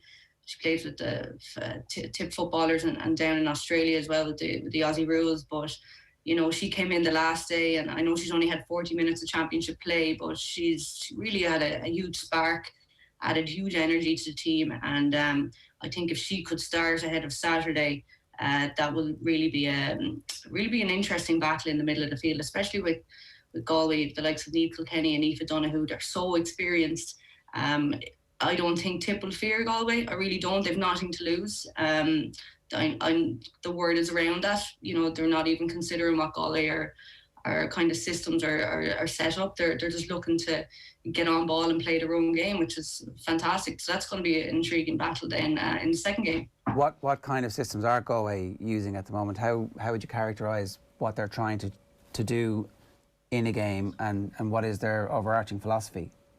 Yeah, so like all their attacks start with offence. You know, they've quite a transitional attack. So like Sarah Dervin in the full back would be obviously the stalwart of the team, the captain of the team. She would be the marshal of the team. They like to kind of spread ball down each side of the channels there. They also like to play two inside at times, so you'd probably end up with the McGraths inside. Aisling O'Reilly might possibly come out, you know, in around the half-forward line. It'd be interesting who's going to pick Aisling up, actually. You know, you could have Mary Ryan. Will she sacrifice her game, you know, for Tip in order to mitigate her? Then you have Siobhan Gardner for Galway at centre-back. You know, she loves to spread ball from the back out as well. But really, Aoife and Kilkenny play this, or Aoife and Eve Kilkenny play this kind of transition in the middle of the field there, where by kind of one of them will obviously hold, the other one will go forward, but the ability to go back and support their defence in order to set up that attack moving forward, that's what Galway will be looking to do. They're so strong though, Gerry, like they're so physically strong. They're able to break tackle, they're able to run and support off the shoulder. They're going to be a tough team to beat now, but I think with Tip are going to give it all they have. My call would be Galway to win, but in terms of Tip's energy and their athleticism and youth, it's going to be a fascinating battle. When you talk about that transitioning game, is that essentially a possession game which requires a high level of execution? It's short passing, it's both hand passing and short stick passing. Is that right? Yeah, and it's very much through the hands as well. But Galway can play that, and they can also play the long ball into pockets as well up front. And how the success of that long ball game for Galway is how they set up inside. So as I said before, like you would have the McGraths inside, or like they're so versatile, they'll rotate their 5 or 6 forwards with ease. But they always, from what I've seen in this championship, there is that they hold a structure that their half forward line just stays slightly out to the middle of the field, where to create that space inside. And then, as I said before, they have the ability to play that supporting game. So you have the runners coming through from the middle of the field up, and they can score at ease. For me, Galway's execution as well from play has been superb. So Tip will have it all to do. But again, they'll have no fear. Like, there's nothing better than going into a championship game being wrote off by everyone. Really and truly, it's the only way to do it. You go in with no anxiety, no fear, no expectation placed upon you. So they'll thrive off that now come the weekend. Plus, they rely on their star players. You know, you'll have Kite Devan, and you'll have obviously Roisin Howard as well. Like they've been in form throughout the year. So I think Galway, in my opinion, have the depth within the panel if something goes wrong for them. Like, they got an awful shock last year in the quarterfinals against Waterford. And they really had to dig deep to get out of that situation. They ended up to go on and win the All-Ireland, of course. But, you know, I think Galway have depth in their squad in order, if a situation that Tip presents to them, and they'll just have the manpower to roll off or change systems, or the ability to get over the challenge of Tip on Saturday. Oh, and you look like you had a question there. So what are we thinking here, Mags? We're thinking Cork against Galway in the final then? I'm a bit... I'd be a bit more... I'd reserve my thoughts on Cork and Kilkenny a lot more, but I think Cork will edge it just because of the home venue and their experience in Páirc Uí Chaoimh. If they can shut down Kilkenny's key players, they should win it. But I think the one thing that Kilkenny has over Cork is their scoring ability, especially from range. Like, Cork haven't brought that to the foe this year at all. Cork much prefer to run the ball through the middle third. That's their style of play from what I've seen this year. Where Kilkenny are just so natural at being able to swing the ball over the bar from any form of range. If Kilkenny get those opportunities, Kilkenny, I feel, will win, but just on the form at the moment, with Kilkenny not really being tested, I would say Cork for the first game and Galway for the second game. So you're looking at a Cork-Galway final possibly on December 12th. We were talking to Tony Kelly earlier on, and he was telling us about how he's enjoying winter hurling so much. Have you seen that across Camogie and hurling in the championships this year, that certain players have adapted better to the conditions, and there has been a surprisingly brilliant element to all of this in ways that many people perhaps wouldn't have expected? Yeah, I certainly think it would favour a certain type of player. You know, the player that loves the physical challenge, the player that loves winning the rock ball. You know, they would thrive off winter hurling, and you've seen that in the college's sense as well. The running game doesn't quite work as well in the winter hurling or camogie. So those kind of aerial duels, those ruck balls, they are favouring probably the stronger players. I won't name her name, but I know Kilkenny stalwart mentioned earlier on in the season that she was looking forward to the winter hurling, just simply because she's at a certain vintage in her career, and it would suit her better possibly than being able to shove a young girl off the ball, a light young girl off the ball in a ruck. So I certainly think it does suit a certain type of player. Is it more enjoyable? I think it's all about the surface as well, if I'm being honest. There should be no excuses really in Páirc Uí Chaoimh to continue a ruck ball in tough undergrowth on the ground. You should be able to move the ball, and so the quality of play shouldn't be sacrificed. But I do think it suits a certain type of player, all right. Is your own role clear next season yet? Has that all been decided with Wexford? Do we know? Is that public knowledge? I mean, you might know, but not be willing to tell us just yet. Where are we with that? Yeah, so obviously we had a very disappointing end to the season this year. A few honest conversations were all had amongst the group, and we know there's huge capability within the group to move on and do something big. So everyone's looking forward already to the new season. I think you all know how Davy operates. It's very much, analyse but next ball. He has a huge positive mindset, and players on the group and the backroom team thrive off that. I will be involved next year, but we're just working out the finer details on that at the moment. Okay, how did this year go for you in terms of that experience? What was that like? Look, I've had a fantastic time with the group, and let it continue into next year. It's my third year now, so being how I've come along, I suppose my journey as such is very much an internship, and I started off as kind of assistant goalkeeping coach, and then my interest for the greater play and how it all works, out the field grew. I wanted to know more about it, so I went in as an assistant coach as such again, within the main coaching structure, and worked with the main group, and I've worked a lot on the statistics side of it as well.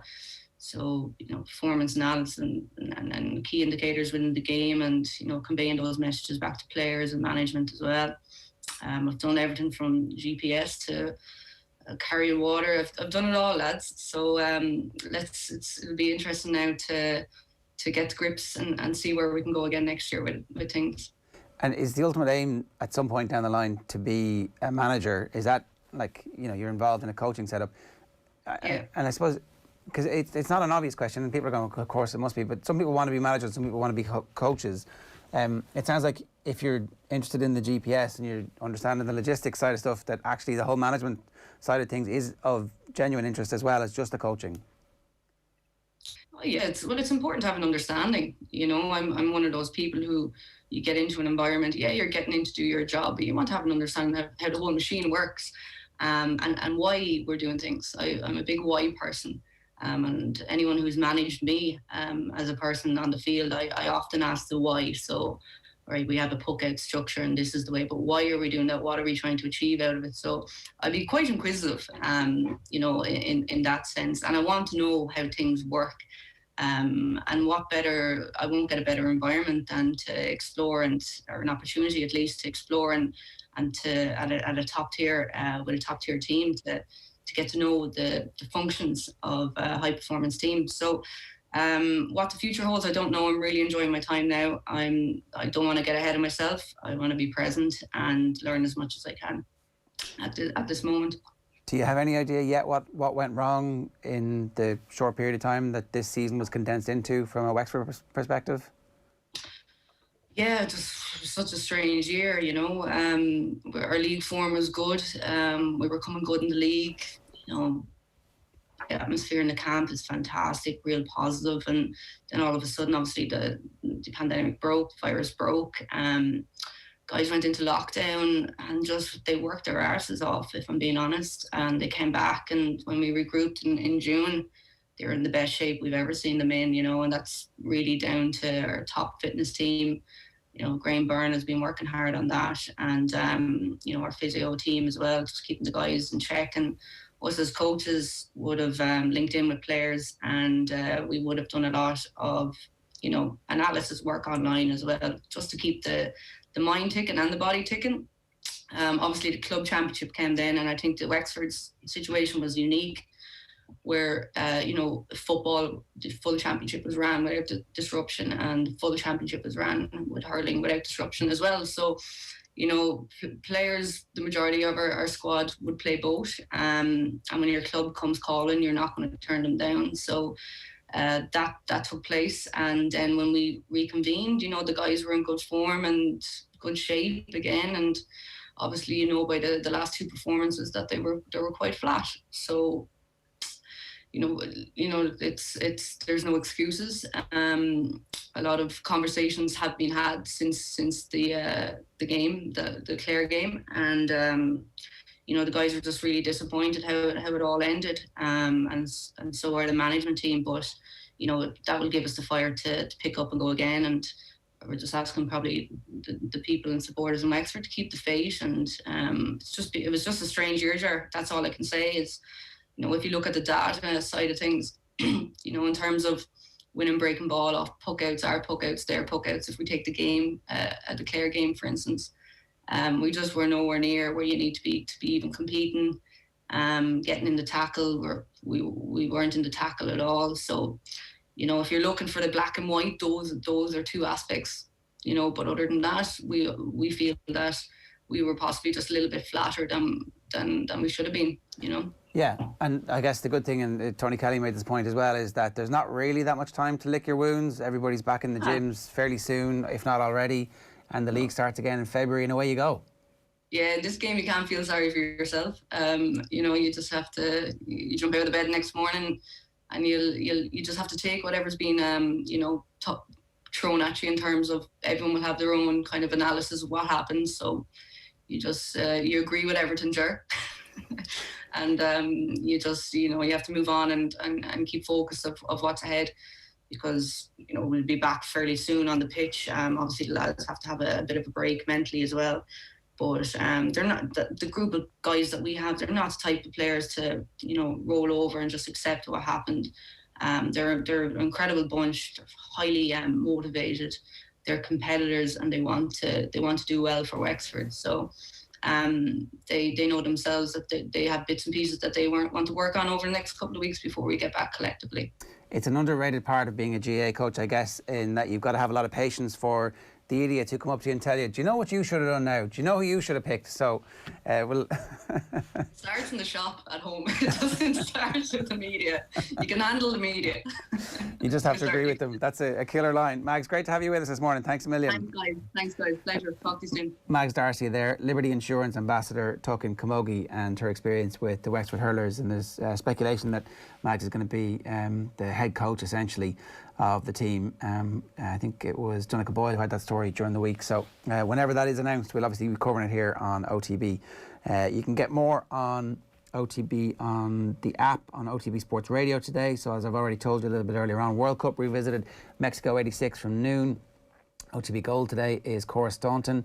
Live Golf Weekly from 2 o'clock. State of the Union with Keith Wood at 3 o'clock. That's going to make a comeback at the start of 2021. Our retro panel, Sport and Irish Identity, with Alan Roland, Conor Deegan and Vincent Hogan. So you've got a broad spectrum of life experiences there. It's Brian O'Driscoll meets Isan Asewa at 6 o'clock tonight. And then at 7 tonight, Will O'Callaghan with John Giles, remembering Diego Maradona. That's going to be good.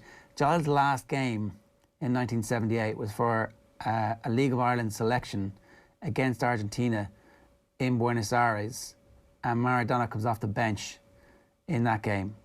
Bear in mind that was 20 years of playing football that John Giles had. So it is, for Ireland, that's an incredible career that Giles has had, and it's just an incredible resource for us to be able to. What was that like to be on the field of play when Diego Maradona played in Argentina? And I hope everybody appreciates that it is something that we shouldn't take for granted. We're going to be back talking a bit more about Maradona, reflecting some of the texts and comments that we've had in, and then Enda is going to talk to us about why he's angry with Celtic. OTB AM. On OTB Sports Radio, Ireland's first and only sports radio station. The Saturday panel on OTB. We're talking about these lighter footballs, you're right, but it's with the pace which they come through, and it would literally be a case where I would do sessions at heading 20, 30 balls where I would be literally feeling dizzy after it. So now to hear these type of statistics and the research that's gone into it, of course, it's a major worry. Don't miss the panel every Saturday afternoon on OTB Sports Radio. Tune in 24/7 on the OTB Sports app. Into sports. 20 yards out, Ursa shoot, don't shoot! Oh, what a goal from Fabinho! Wow! Then get into the all-new OTB Sports app. I think when he apologises to me, I probably will say hello to him, yeah. No. Videos, sports news, live scores, interviews. If Fabregas is going to come up to me in the street and give me some of the mouth that he would have given me on a football pitch, what will he get a slap? Plus, exclusive content on the OTB Podcast Network. The biggest names in sports, ready when you are. Search OTB Sports on your app store and download it now. OTB AM. With Gillette, proud supporters of Movember. Gentlemen, let's move. Joe Crowley's been in touch to say, I remember watching Argentina against England in the '86 World Cup. Maradona, genius.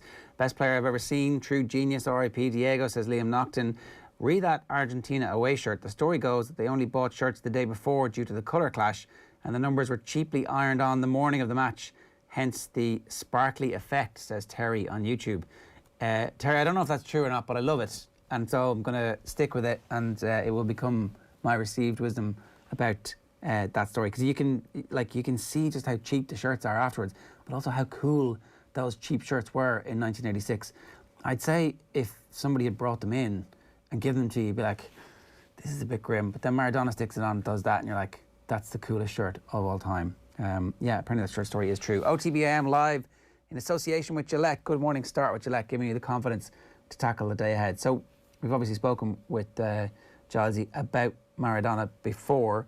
Here he is, I think it was 18 months ago, it's a while back anyway, from a couple of years ago, when John looked back at facing a 17-year-old Maradona. Did you play against Maradona? I played against him. My last match for Ireland was Maradona came on at half-time. Right. I think he was 17. We didn't know who he was. He was still playing back in Argentina at that stage. He was still playing back in Argentina. 17. I remember him hitting the crossbar, pulled it onto it as it became a typical trick of his, pulling it on his left foot and hit a whopper against the crossbar and out. We drew the score. It was a no-score draw, but I remember him. But we knew nothing about him before the match. He was absolutely outstanding, and went on obviously to be one of the greats. Yeah, I think we have a picture of Maradona from that day. Was that in Dublin? That was the game in Dublin. Yeah. Was it? Yeah. You see, he was only 17. You know, and we didn't know anything about him. Somebody said after, "Who's that kid?" Yeah, when you say you remember him, like, do you remember in a? I remember hitting the crossbar, getting the ball on the right hand side of the box, and doing a shake onto his left foot, hitting a whopper, hitting the crossbar, and getting out. I remember thinking, what a player this guy is. You know, he's only a kid. That was it. But Maradona was, what he went on to do, Nathan. I didn't see the documentary, but I read a bit about it where the lad was explaining. Who was a friend of his, he called him Diego, and he called him Maradona. So Diego was a different personality whatsoever to Maradona, which I can understand that, because I think he had no guidance. He came out of a rough, tough place in Argentina to go to Barcelona originally, and then to Naples. I mean, he was an absolute genius, Maradona. I mean, Maradona's up there with the recent. Ronaldo and all these guys. I mean, he was a genius. I think he had no guidance. He was one of the first superstars to go abroad from a rough area, but a genius at what he did. I think it's really interesting. So yesterday there was Dr. Willie Stewart is this doctor who's talking about. He's talked before about. Concussion and CTE in rugby, and now he's moved his focus to football, and they just released this massive survey of footballers who suffered concussions as a result of heading the ball, or who suffered CTE or had Alzheimer's or dementia later on in life. And they characterise football in two two eras, and so it's become this received truism that footballers head the ball less now than they did back in the olden days, because the game has changed. It's a much more on the ground game, and everybody goes, oh yeah, okay. The risk is obviously much less now. They got opted to go back and watch every match in the World Cup from '66 all the way through to now, and they've broken it into two eras, an olden era and a new era, and the old era finishes in 1990. And when you think about that, it's like there's a different sport being played in that time where you could kick. Like Graham Souness last night was talking about how they would take on Maradona and they would kick him. And Gillette was the same. It's like those football in that era was unbelievably violent. Like in the documentary, they had sound effects. The bit where he gets his ankle broken, they just make that cracking noise that obviously nobody in the crowd heard and the camera didn't hear it, but Diego would have heard it when his ankle got cracked in that game. And it's just it's just something worth bearing in mind when you think about the physical pain that was inflicted. There's also a scene where he's getting an epidural, like, you know, the needle is 5-6 inches and it's in his back, and this seems to be a very regular occurrence. So he gets an epidural pre-game to be able to go out and play. And then in the midst of this, after the game, coming down, he whacks a lot of coke up his nose and goes on 3-day benders, and then tries to dry out Thursday, Friday, Saturday, play the game on Sunday, gets the epidural before the game, I guess, and then that cycle continues and continues and continues and continues, and Napoli win 2 leagues from being relegation fodder against the AC Milan side of Gullit, Van Basten and Rijkaard, an Inter Milan team that had Klinsmann and Muller, and it's like, these are good teams. These are good teams that Maradona is killing on a weekly basis, while at the same time his private life is in absolute chaos. It is really sensational. And again, I hadn't watched the documentary. I kind of turned away from the late stage Maradona, just thinking that maybe we should all not be watching this, and watched it last night. And again, you're kind of, you know, it's all there. That whole documentary is there. It's phenomenal, and like it's you come away from that documentary with just such a complicated view of what you actually think of Diego Maradona, that if you go into it thinking, no, I've got my negative feeling towards Maradona, you might come out of it feeling a little bit more positive. And the opposite is also true. If you're living in isolation of Diego Maradona, you might second guess that after coming away from it. But I was also watching a bit of it back last night. The opening sequence is just phenomenal, and I remember watching it in the cinema, being absolutely blown away by it, and I was like, this is just such a genius piece of directing by Asif Kapadia.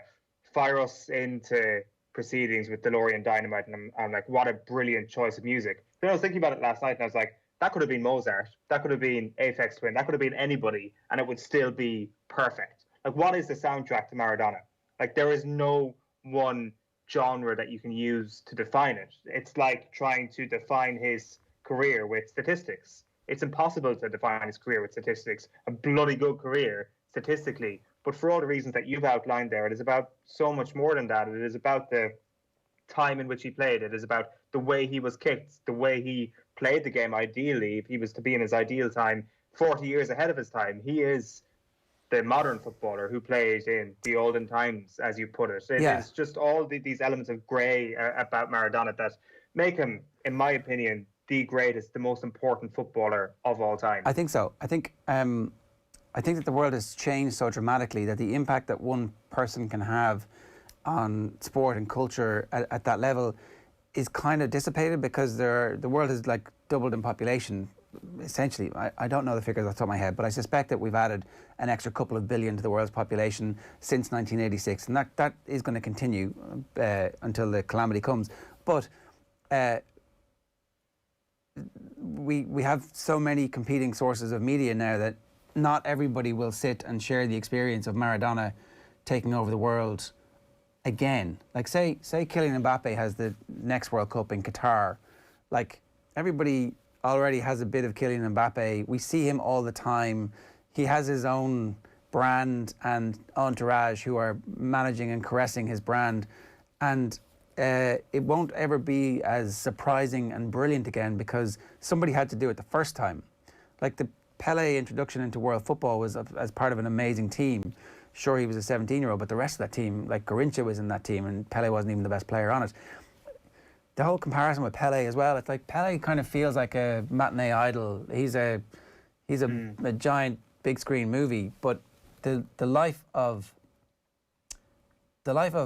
Diego Armando Maradona is like a 5-season HBO non-stop 13 episodes. Some of the episodes are an hour and a half long, some of them are 45 minutes, and each single one of them is a perfectly told narrative, and you're still coming back the next week to see what happens. And the movie's just stopped. It's faded to black. The series has just stopped. It faded to black yesterday. And I think that's the shocking bit, is that like this thing that we've had in our lives that a lot of people, I think, would have turned away when we saw that footage. You were talking with Marcela earlier on. Footage emerged of him grabbing the phone or smacking, we weren't quite sure, the phone of his girlfriend. And at that point, we stopped playing the song at the end of the radio show, and I stopped paying any attention to him. And then you get sucked back in and remember what it was like being a kid, and this splash of colour into the grey Ireland of the 1980s where, you know, it was absolutely grim. But this was like mesmeric and endless sunshine, literally leaching out of the TV to the point where you're like, can I suck some of this sunshine? Can I have a little bit of this? What is this? And that's gone. And that's, I think, what... That's why people my age were crying yesterday. Like, it made no sense to be so emotional about this thing that you knew was coming. It made absolutely no sense. But like, I had several people texting me going, I'm crying. I was like, yeah, me too. Me too. I don't know why. I had to go and compose myself, have a quiet moment upstairs for a while. Didn't tell anybody about it. And was like, why is this happening? It makes no sense. Like, I'm not crying for all the stuff but it's because a little bit of your childhood, that magic, and why you fell in love in the first place with football, that's gone. It's that slice of nostalgia that is now dead. You know, it's what is I presume, the memory of your childhood that you remember in crystal clear Technicolor. It's probably World Cups.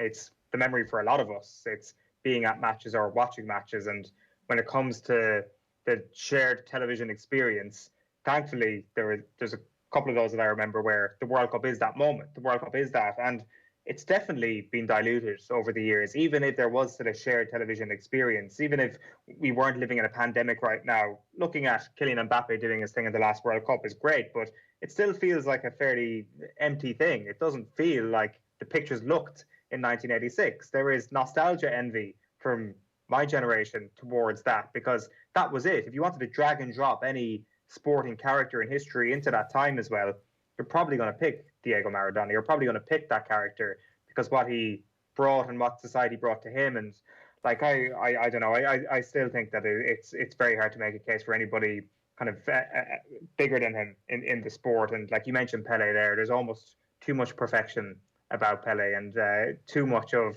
the man about him. Whereas there was always a sense of an underdog about Diego Maradona, despite the fact that he was always the best player on the pitch. Yeah, and so small and squat and stout, and you know, that stuff where he comes from, like dirt poverty, and then obviously there was no way he was going to be able to handle the adulation that he got. The other thing is, I think that Argentina probably realizes that although this wasn't the first World Cup they won, it's the most important World Cup that they won, because the ruling military junta had obviously been involved in fixing a match in the first World Cup in 1978, and the country was like an absolutely grim place to be. The mothers of the disappeared still march to this day because their sons are never coming home, and this was for them a sense of freedom too, and that all gets pushed in and surges behind him and then lands on his shoulders, and he has to carry that too, and he couldn't deal with it. Like, so there's the tragic element to that too, which I think is sad, you know. And I think Marcela talked about forgiveness, and maybe that's what happens. I don't know, but certainly that's going to be up for the people of Argentina to decide over the next few days. Anyway, look, they were the thoughts that were going through my head. That, like, I'd never seen anybody like that, and I still haven't really. Like, you see Messi's goals, and you're like, well, yeah, that is unbelievable, and it's a brilliant thing that you're in the heritage and the tradition of Maradona, but you're standing on the shoulders of those giants too. Messi might be a better footballer, but I'd love to have seen Maradona with his ankles and without the epidurals playing today and seeing what he could do against those defences. So anyway, look, we've gone way over time there. 9:24 this morning. 0879 180 180 is the number if you want to get in touch, and you can give us your thoughts about anything that's going on. Obviously, the 2020 GAA Football All-Ireland Senior Championship is one we're never going to forget. It has the same lineup for the semi-finals as the semi-finals 100 years ago. It has been a remarkable coincidence that has happened. To celebrate, Super Value, as part of their Support Where You're From campaign, have given us some great prizes to give away. Dig out your favourite ticket stub, match programme jersey, photo with your hero, any GAA-related items that you've been dying to tell the country about. Make a short video explaining its significance and get it into us. You can DM us. I saw people DMing us on Twitter yesterday. You can WhatsApp us, 0879 180 180, and we'll choose a winner every Friday during the championship. Each weekly winner lands a €200 voucher for a Super Value near you, and also the chance to star in Super Value's Superfan series. It's a fly-on-the-wall peek inside the homes of dedicated supporters around the country. Super Value, proud sponsors of the GAA Football All-Ireland Senior Championships. Check out facebook.com/Super Value Ireland for more details. Right, somebody's angry. I'm sorry, Tony, but I'm angry as well. I was angry before the game. I've been angry for a long time. He didn't hold his fire there, Roddy. What do you reckon? I think he was a bit angry. Enda. Jer. Good morning. How are you? You're channeling your inner Stewie Byrne. What has you so exercised? I'll tell you what, Jer. Do you know what actually has me more angry than what's actually happening? It's people telling me that I shouldn't be angry. And that's happening quite a lot over the last while when it comes to Celtic. Because obviously Neil Lennon is the man in charge at the minute. They're 11 points behind Rangers, have won 2 games in 8. And the biggest season in 30 years is falling down in absolute ashes. And Chris Sutton, Martin O'Neill, the board, Celtic fans that grew up in the 90s are all telling me that I should not be angry by what is happening. And that is actually making me more angry. It's like when someone tells you to calm down, it doesn't help. It just makes you worse. Calm down, Enda. Come on. Calm down. You see, the problem is that there's a certain era of Celtic fans that grew up in the 90s where Rangers were going for the 10 in a row. And it was grim for them. And I hold my hands up. They didn't have a good time. But they're now telling us to calm down, that they had it worse than us and that we should be thankful. They did have it worse, but that does not mean we should be thankful that Celtic are now throwing away the 10 in a row. Right. So you've lived through the greatest era ever of Celtic and you're pissed off about that. Okay, I see where you're coming from. I like your style. See, that's the thing. But just because I grew up in the greatest era of Celtic football and because they had that amount of success does not mean that I should be happy now that they are throwing away the opportunity of winning 10 in a row. No, you're right. I should not just sit there and let it happen. I should voice my concerns about what's happening with the team. And that's what I'm doing. And as well, it was the same when Man United started going to the pod after Alex Ferguson. It was like, oh, well, sure, you're just spoilt. You just had United when they were great. Yeah, so what? I want them to continue to be great. Well, is that so bad? Well, I mean, I think it doesn't really understand that there are cycles in life, and the whole point of sport is that you don't win all the time, that occasionally you lose. But as a Celtic fan, you have no experience of the losing because you've just been winning, essentially, for the last 9 seasons. And you've seen your main rivals crushed, and now all of a sudden they've made a comeback, and you can't take it. You can't deal with it because, you know what everybody thinks about your generation, and I know that, Joe. You're doing a great job here of dispelling the notion that you're all a bunch of entitled. Whatever. But right, look, if you're on a plane and it's heading towards a building, and everyone on the plane can see it heading towards the building, but the pilot is Neil Lennon, for example, and he's just leading this plane into the building, and there's a couple of people, all the younger people on the plane are like, God, we should probably do something about this. The pilot is driving us straight towards that building.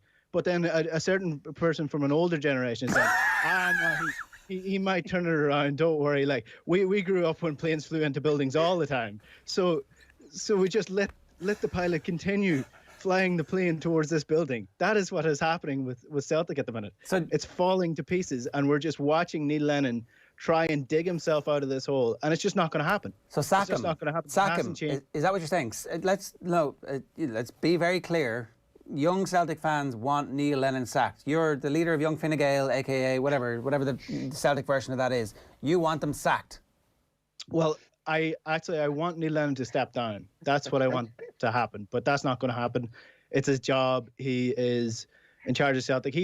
I do think he believes he can turn this ship around, turn the plane around, to use the same analogy, but he's not the man that's going to do it. It's not going to change. Who is Enda? So, come on, you need a name. But you see, this is also the problem. Is who do you get in at this stage of the season to save to win a league? I don't remember. Like Michael Bond came in and managed the Offaly Hurlers. Have there been other instances of a change of manager where somebody wins the league in mid-season? Maybe there are. I can't remember. But you see, the problem is it depends who you get in. So you don't want someone to come in, and because there's life after the 10 in a row, right? So you don't want to get someone in that's Big Sam or that's Martin O'Neill or whoever. Arsene Wenger. You want Wenger. But does Wenger know how to win the title in half a season? I don't know if he does. Celtic have the squad that they can turn it around, but they need someone who's really big character to come in and change it. And I don't know if there's anybody out there at the minute that can do it. I don't have a name in my head. But the Celtic board should. I'm a supporter. I'm not part of the decision. No. You don't get to come along and just go, what change? What change do you want? I don't know. I just want change. Not having that. You've got to have an idea. You've got to posit some alternative. Otherwise, you're just angry, and that's incoherent rage. It's all of our enemy. No, it's not really incoherent rage though, because if you look at Celtic's season, it's repeatedly doing what they should not be doing. They have the best squad in the league by a country mile. Rangers do not have the best squad. They're just very well coached. And Celtic have lost every single big game they have played this year. They've lost to Rangers 2-0 at home. The second time in 2 years that's happened that Rangers beat Celtic in Celtic Park. That hadn't happened for 10 years. They lost to Ferencváros in the Champions League qualifiers. They just about scraped past Riga in the Europa League qualifiers. And then they lost to Sparta. They got absolutely tanked by Sparta Prague 4-1 in the Champions League. They lost to AC Milan. And it's just not getting any better. They need to start picking up results. And the problem is they're putting in the same performances against the Hamiltons, the Kilmarnocks, all the terrible teams in the Scottish League that people love to give out about. They're putting them performances in, but they're better than them, so they get past them. But when they come up against bigger opposition and better opposition, they lose those games. So they need change, and it has to come. If you want me to give you a name for the long term, I think Eddie Howe would be a great replacement for Neil Lennon, but I don't think he is the man to come in mid-season in Glasgow, the most hostile place probably in Britain to manage in a season of this magnitude and turn things around. I don't think he's a big enough personality. So if you wanted me to give you a name for that, I don't know who is a big enough personality. I haven't thought it through for half the season that we needed. Who's a better manager, Neil Lennon or Steven Gerrard? Modern manager, I would say that Steven Gerrard is more in touch with what is needed than Neil Lennon. Neil Lennon is, again, you spoke about generations when you're talking about Maradona. I would argue that post-2010 is a completely different era of football to pre-2010 when Neil Lennon did his badges and learned his trade. He's very much a manager that works off building the players up, doesn't really have that many tactical systems or even processes. If you look at the Rangers team, they're very much suited to modern day football where you're working it through the lines. There's triggers.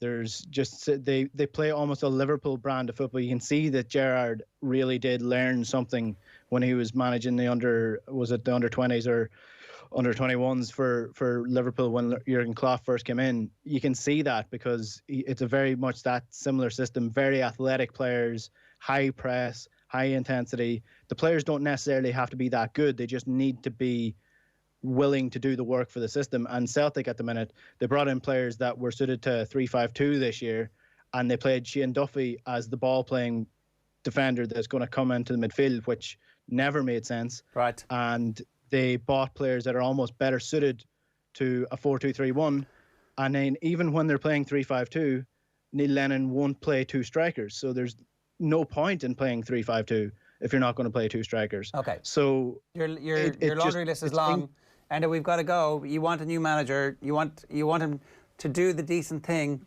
and step aside and give up his job.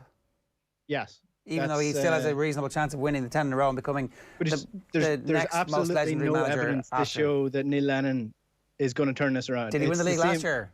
They did, but again, just because it happened last year does not mean it's going to happen this year. There's some evidence. Like the most recent competition that he played and he won.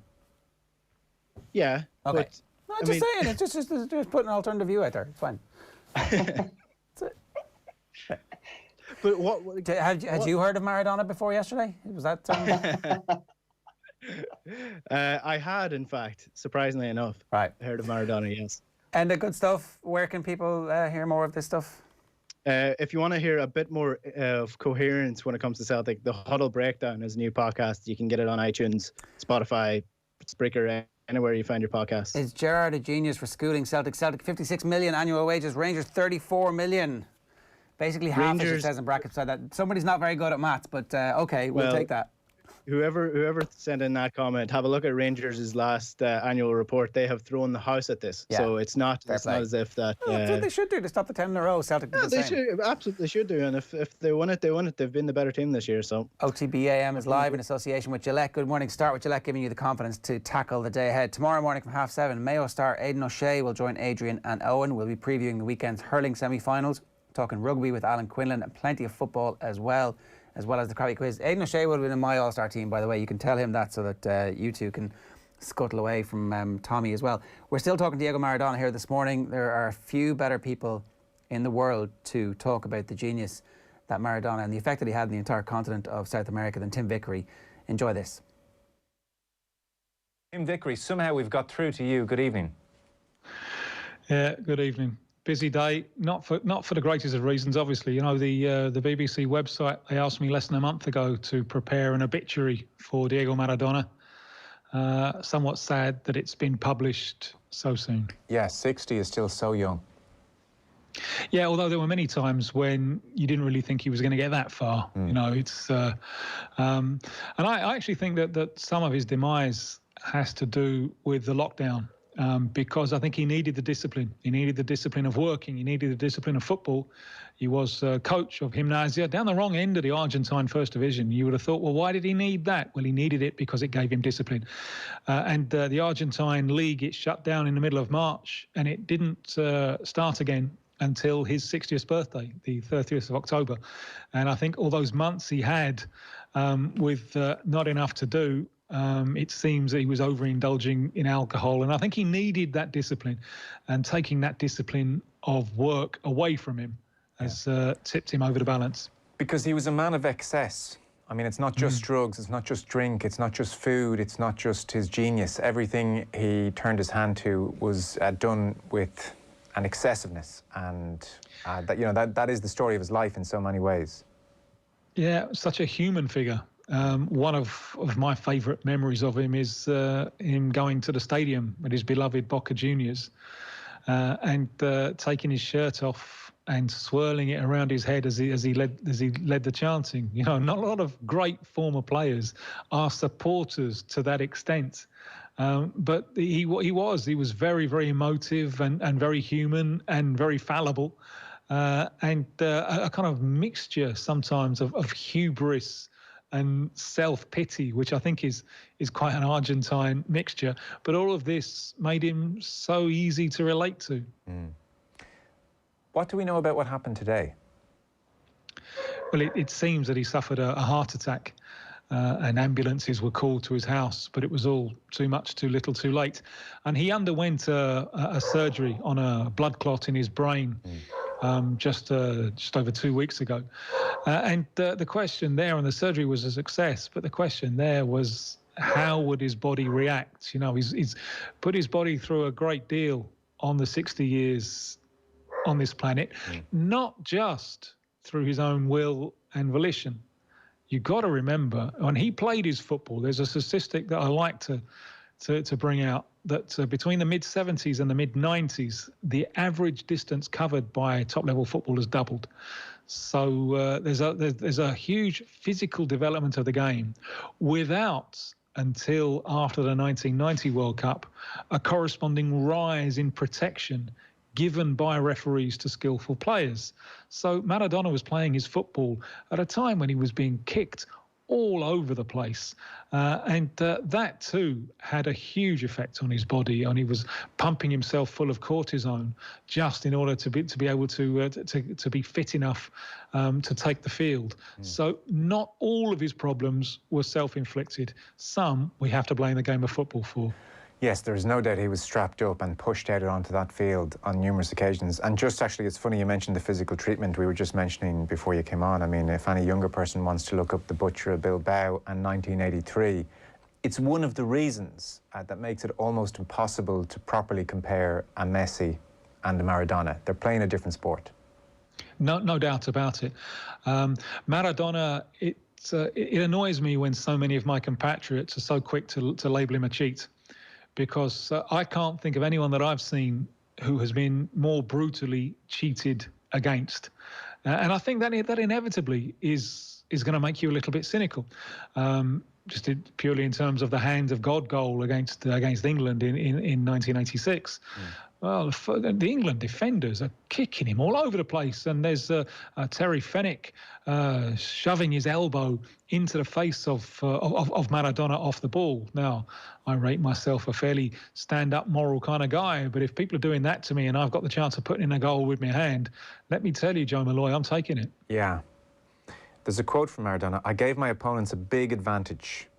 Do you know the player I could have been if I hadn't taken drugs?" And, you know, it seems it started around 82 or so in Barcelona, and then in Naples just became a very serious problem, and obviously he served a ban later on.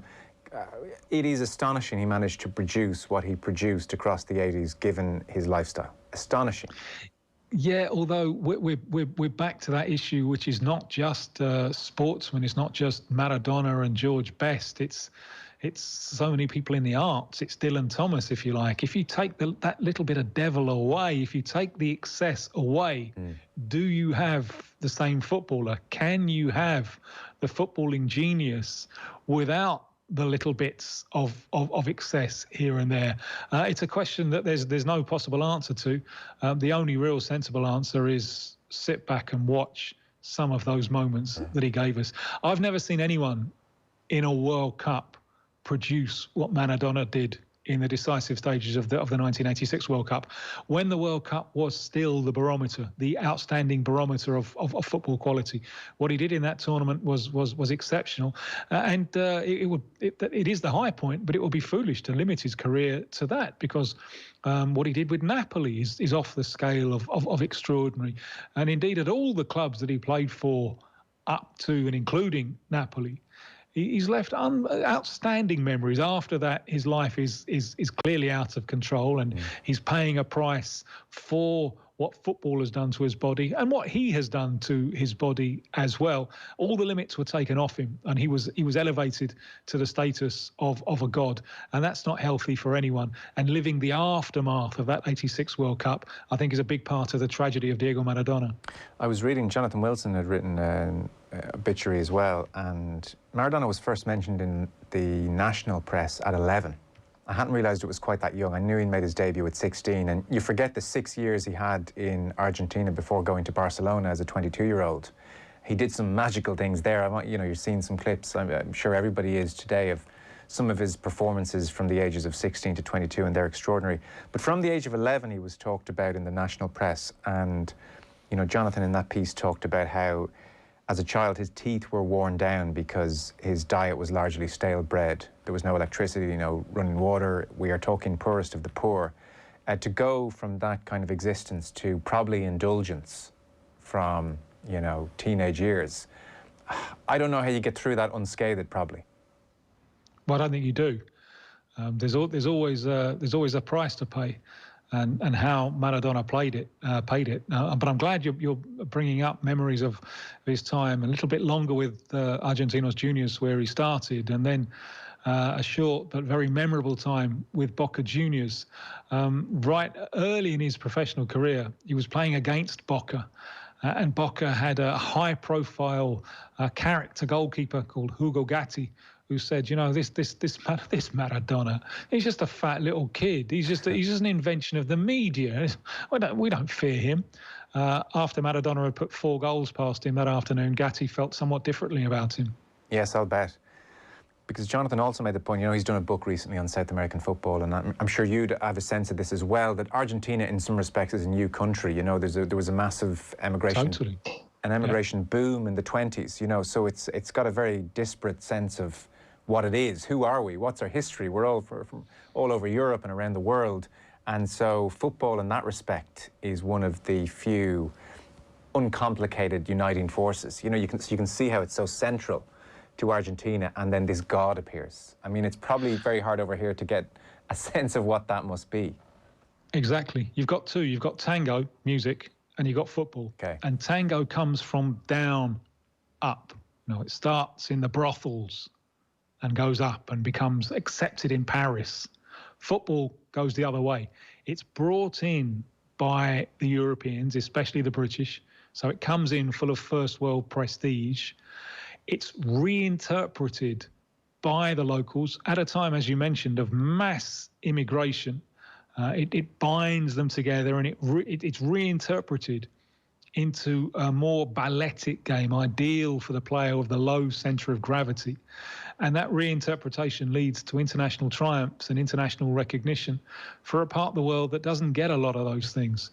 And Maradona, you know, he's a mixture of poor Italian immigrants with indigenous American, born on the wrong side of the tracks. It is, what he did during his life is living out an Argentine fantasy, especially in that 90 minutes against England. And it's this background that makes that 90 minutes against England so important. For the English press, so much of it was about the war between the two countries just 4 years earlier. From the Argentine point of view, it goes so much deeper than that, because you're talking, Argentina was really an informal part of the British Empire. You know, the British had realised you didn't have to control a place militarily in order to hold sway. You just control the purse strings. So Argentina finds itself on the wrong end of this colonial relationship. And that first goal that he scores is the classic revenge of the people on the wrong end of the colonial relationship. All right, the English might have the formal power, but we're smarter. We can run rings round them. And then the second goal is a simpler declaration of, well, but we're better than they are. So it's the day on his performance in the semi-final against Belgium in a more important game was even better. But it's those 90 minutes against England, because it's against England, because he scored the 2 goals in the way that he scored the 2 goals, it's that game that is the defining moment of a career and of a life. I suspect you saw the recent documentary on Maradona, which focused heavily. I haven't. No, I haven't. Okay. I had a chat with the director before he started shooting it, but I haven't had a chance to see it. And as I understand it, it centres very much on his time with Napoli. Yes. And again, Napoli, so many of the poor immigrants to Argentina came from the southern region of Italy, and he identified with them and the discrimination that they felt at the hands of the more aristocratic north. He identified with that absolutely perfectly, in a way that he didn't identify with Barcelona. He didn't identify with the Barcelona, the Catalan struggle against Madrid, but instantly he seemed to get the thing of Naples, and that's something which I think helped inspire him to extraordinary heights, week after week after week, taking the field every time he's taking the field, never entirely sure if he's going to end up in the dressing room or in hospital. It's a really brilliant piece of work, because you don't come away from it with any simple answers or any simple opinions on Maradona. You know, he is at one turn genius and joyful, and you see him in training just messing around and producing moments of genius, and your heart almost swells. And then your respect for his ability to produce it on those big stages, you're just in awe. And then, you know, that Mark Twain line about, well, fiction has to be believable. You're watching him hanging out with the mafia, and it's so openly, and it's incredible. And then equally, you're seeing crudeness on his part in a big way. You're seeing, you know, the rejection of some of his children and refusing to recognise them, and a lack of self-control. And on it goes. I mean, it's incredibly nuanced. There are no simple answers. But one of the points that somebody very close to him in the documentary makes is, there is Diego and there is Maradona. And trust me, Diego's a good guy, Maradona's not a good guy. That was how she had managed to kind of find a way to compartmentalise this very complicated picture born of the complicated circumstances. I love a quote from a fella who played for Argentina in the World Cups of '66 and '74, was captain when they couldn't qualify for 1970, Roberto Perfumo, who he made a comparison with the Roman Empire. He said Julius Caesar had someone walking behind him, reminding him, "You're only a mortal. You're only a mortal." Whereas Argentine society had tended to do the exact opposite to Diego Maradona. Remember, you're a god. Remember, you're a god. And as I think today's events have proved, he wasn't. Yeah. So, I mean, how can you kind of encapsulate what he had as a player? Because, you know, we were chatting again earlier just before you came on, and one of the problems is that all of the adjectives you're going to reach for have been used about far lesser players. You know, majestic and excellent and beautiful dribbler, and, you know, his left foot was to die for, and all whatever cliche you want to go for. We use the same terms about lesser players. He was different stratosphere. He's in that grouping. I don't know how big that grouping is. It's 4 or 5, maybe, depending on your point of view, but he's in that grouping. Well, let's go back to that second goal against England in '86. And let's remember that what he did running with the ball on that field was almost impossible. So there's extraordinary control of the ball there. Now, I'm sure you're a fan of Martin Scorsese's boxing film, Raging Bull. And that you see many things there through the eyes of the great sportsman, in that case, Jake LaMotta, in slow motion. And Maradona, while he's carving his way through the England defence, running with the ball tied to his feet, he's also seeing things in slow motion. There are so many things going through his head at that time. One of them is, when he played against England at Wembley in '79, he did a similar dribble and came through at a similar angle, one-on-one with a goalkeeper who was Ray Clements, who just left us recently. And he went for the shot, and he just guided it just wide of the far post. And his brother said, "Why didn't you throw the dummy? Put the goalkeeper on the floor and go around the other side." And that's in his mind. As he's running through the England defence 7 years later, that's in his mind. Oh, yeah. So this time, I'll throw Shilton the dummy. Another thing is, as he's running, the centre-forward, Valdano, is trying to get up there in support to offer the square pass. And in the dressing room afterwards, Valdano says this to Maradona. "Yeah, I was making a move there." And Maradona said, "Yeah, I saw that. I thought about maybe giving it no, but in the end, I thought, no, I'll do it my way." So while all these events are happening at breathtaking pace, he's computing all of this. He's, you know, like some little squat little computer. He's totally in control of what's going on around him. And there's something else that we have to throw in, I think, because talent is never, ever enough. You know, if you talk to people who play with Maradona, usually the love that they have for him is almost unconditional, because he wasn't showing off, doing his party pieces to thrill the crowd 60 yards from goal. He is putting all of his ability at the service of the collective. He was a team man. He was not a taker. He was a giver, and all of those things together, the talent with the ball, the mental capacity to be in control of what's around him, the understanding of the game. He's a strategist, and the willingness to give to the cause. I think all of those things are part of the extraordinary genius that was Diego Armando Maradona. There's loads of texts in. That's great to hear Tim tonight. In 1986, I watched every game of the Mexico World Cup. I remember being obsessed as an 11-year-old at Maradona. In 88, I had the pleasure of watching him play and verbally abused at Wembley in a Rest of the World versus the English League. In 2010, I named my son after Maradona. Today, the greatest footballer of all time left us, says Glenn. I remember the goal against Greece in 94. It was a great moment in sport, a bit like Ben Johnson in Seoul 88. Illegal, but great. Is a texter. Well, I think that this is an interesting point because it's not like Ben Johnson in a way that I will try and explain. And he shouldn't have played. He shouldn't have done it. He was. I remember seeing him on the bench when Argentina played Brazil just 3 months before that World Cup, and he was extraordinary fat. You know, you're thinking there's no way that this fella can play in a World Cup, and it wasn't really his desire. It's just they nearly failed to qualify. So, you know, the call went up, come back, please. We need you as the saviour. And he couldn't resist it. He couldn't resist the challenge. And what he did was take a shortcut to get his weight down. The difference between Ben Johnson and Maradona is in the case of Ben Johnson, the drug is the performance. In the case of Maradona, the drug, far less severe offence. The drug gave him a platform from which to show his ability. So it annoys me when, and this is especially true amongst my compatriots, they're so quick to call Maradona a cheat.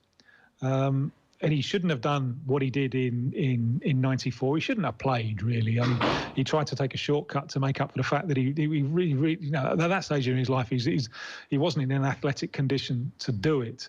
The cocaine thing is, well, that's, you know, some drugs are taken in a conscious attempt to improve performance. That's not the case with cocaine. That's an addiction. And I think it's entirely wrong that social drugs are put in the same category as performance enhancing drugs.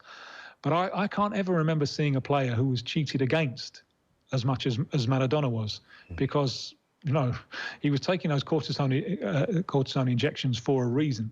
And that was that he was being kicked all over the place every game. But one of the things about him, he was so strong with that low centre of gravity. He wasn't an easy player to kick. You know, you had to catch him to kick him, and that was difficult. And at that time, to be that good, and to survive all of the violence that defenders were allowed to use against him, that really means that he was exceptional. Yeah. Do you remember vividly watching '86? Did you hate Maradona? No, I couldn't. I'd never been out of England, so you know, I was supporting the England team, but I was seeing what the England defenders were doing to him, so I could never hate him. I've got vivid memories of it because it's the moment when I fell in love with football all over again. You know, I was born in '65, and football, I was obsessed with it as a kid. But then when I got into adolescence, music and music and other things seemed more interesting. The '86 World Cup is the moment when I fell in love with it all over again. It's almost the start of what I ludicrously call my career. And just watching some of the things that he was doing, you know, I just can't understand how anyone who loves football cannot have love in their heart for Diego Maradona, and sadness for the tragic sides of the story, because there are so many of those. I mean, there's such an interesting comparison, I think, between his career and that of Pelé. Pelé's a very different character, totally different character. But the career of Pelé is the classic hero in 3 acts. You know, the hero appears, he's fantastic, he has some setbacks, and he comes back and triumphs in the end. The career of Maradona and the life of Maradona, it just weaves all over the place like some mazy dribble. And that makes him so human and so fascinating. Lads, I was 16 in '86, was a football fanatic. What Maradona did in that World Cup was magical. It's one of the defining memories of my youth. I'm sure a lot of people of a similar age lost part of their youth with the passing of Diego today, the greatest player of the beautiful game, R.I.P. That chimes in perfectly with what you've just said. So you were drifting away into other areas, and maybe football isn't as expressive and wonderful as things like art and music, and then Maradona maybe opens you up to the possibilities. Yeah, no doubt about it. So a huge part of my youth has gone today, but what a legacy it left. And we could have been having this conversation 15 or 20 years ago. So at least he was able to have a few more years and have some pleasure from what he was doing, and for all of the pleasure that he gave to so many millions, how much he deserved that. Yeah. I haven't been keeping track of the social distancing situation in Argentina, but I know it's about to happen over the next couple of days. Yes, and well, we've just had some news in that Boca Juniors were supposed to be playing tonight in South America's Champions League, the Copa Libertadores. The game's been postponed. Now, I can't tell you just how extraordinary this is. Games in South America have been ploughing ahead under all circumstances. You know, teams are taking the field with the 20 players absent through coronavirus, and the game goes ahead. The calendar has clearly been drawn up in order to protect the continuity of the competitions. Yeah. But because of what's happened to Maradona and the commotion that there will be in Argentina, the two legs of Boca's game against Internacional of Brazil will now be in early December. So that really is testimony to the importance of the occasion. That is something. Who would have to pass away in England, for instance, for the game to be cancelled, as opposed to a minute's silence? Well, I suppose it would only be the Queen. The Queen, maybe. That might be it. But the Queen, it's because of what rank she holds. It's not because of her biography. So there is no one, I think, no comparable figure in British culture, and a lot of that has to do with the extraordinary importance of football in South American culture, the extraordinary and probably exaggerated importance that can be placed on this game in South American culture. Tim, I suspect you're going to spend the next couple of days on the phone and doing interviews of this kind. So thanks so much for making time for us. Really appreciate it. My pleasure. Thank you. OTB AM. With Gillette, proud supporters of Movember. Gentlemen, let's move.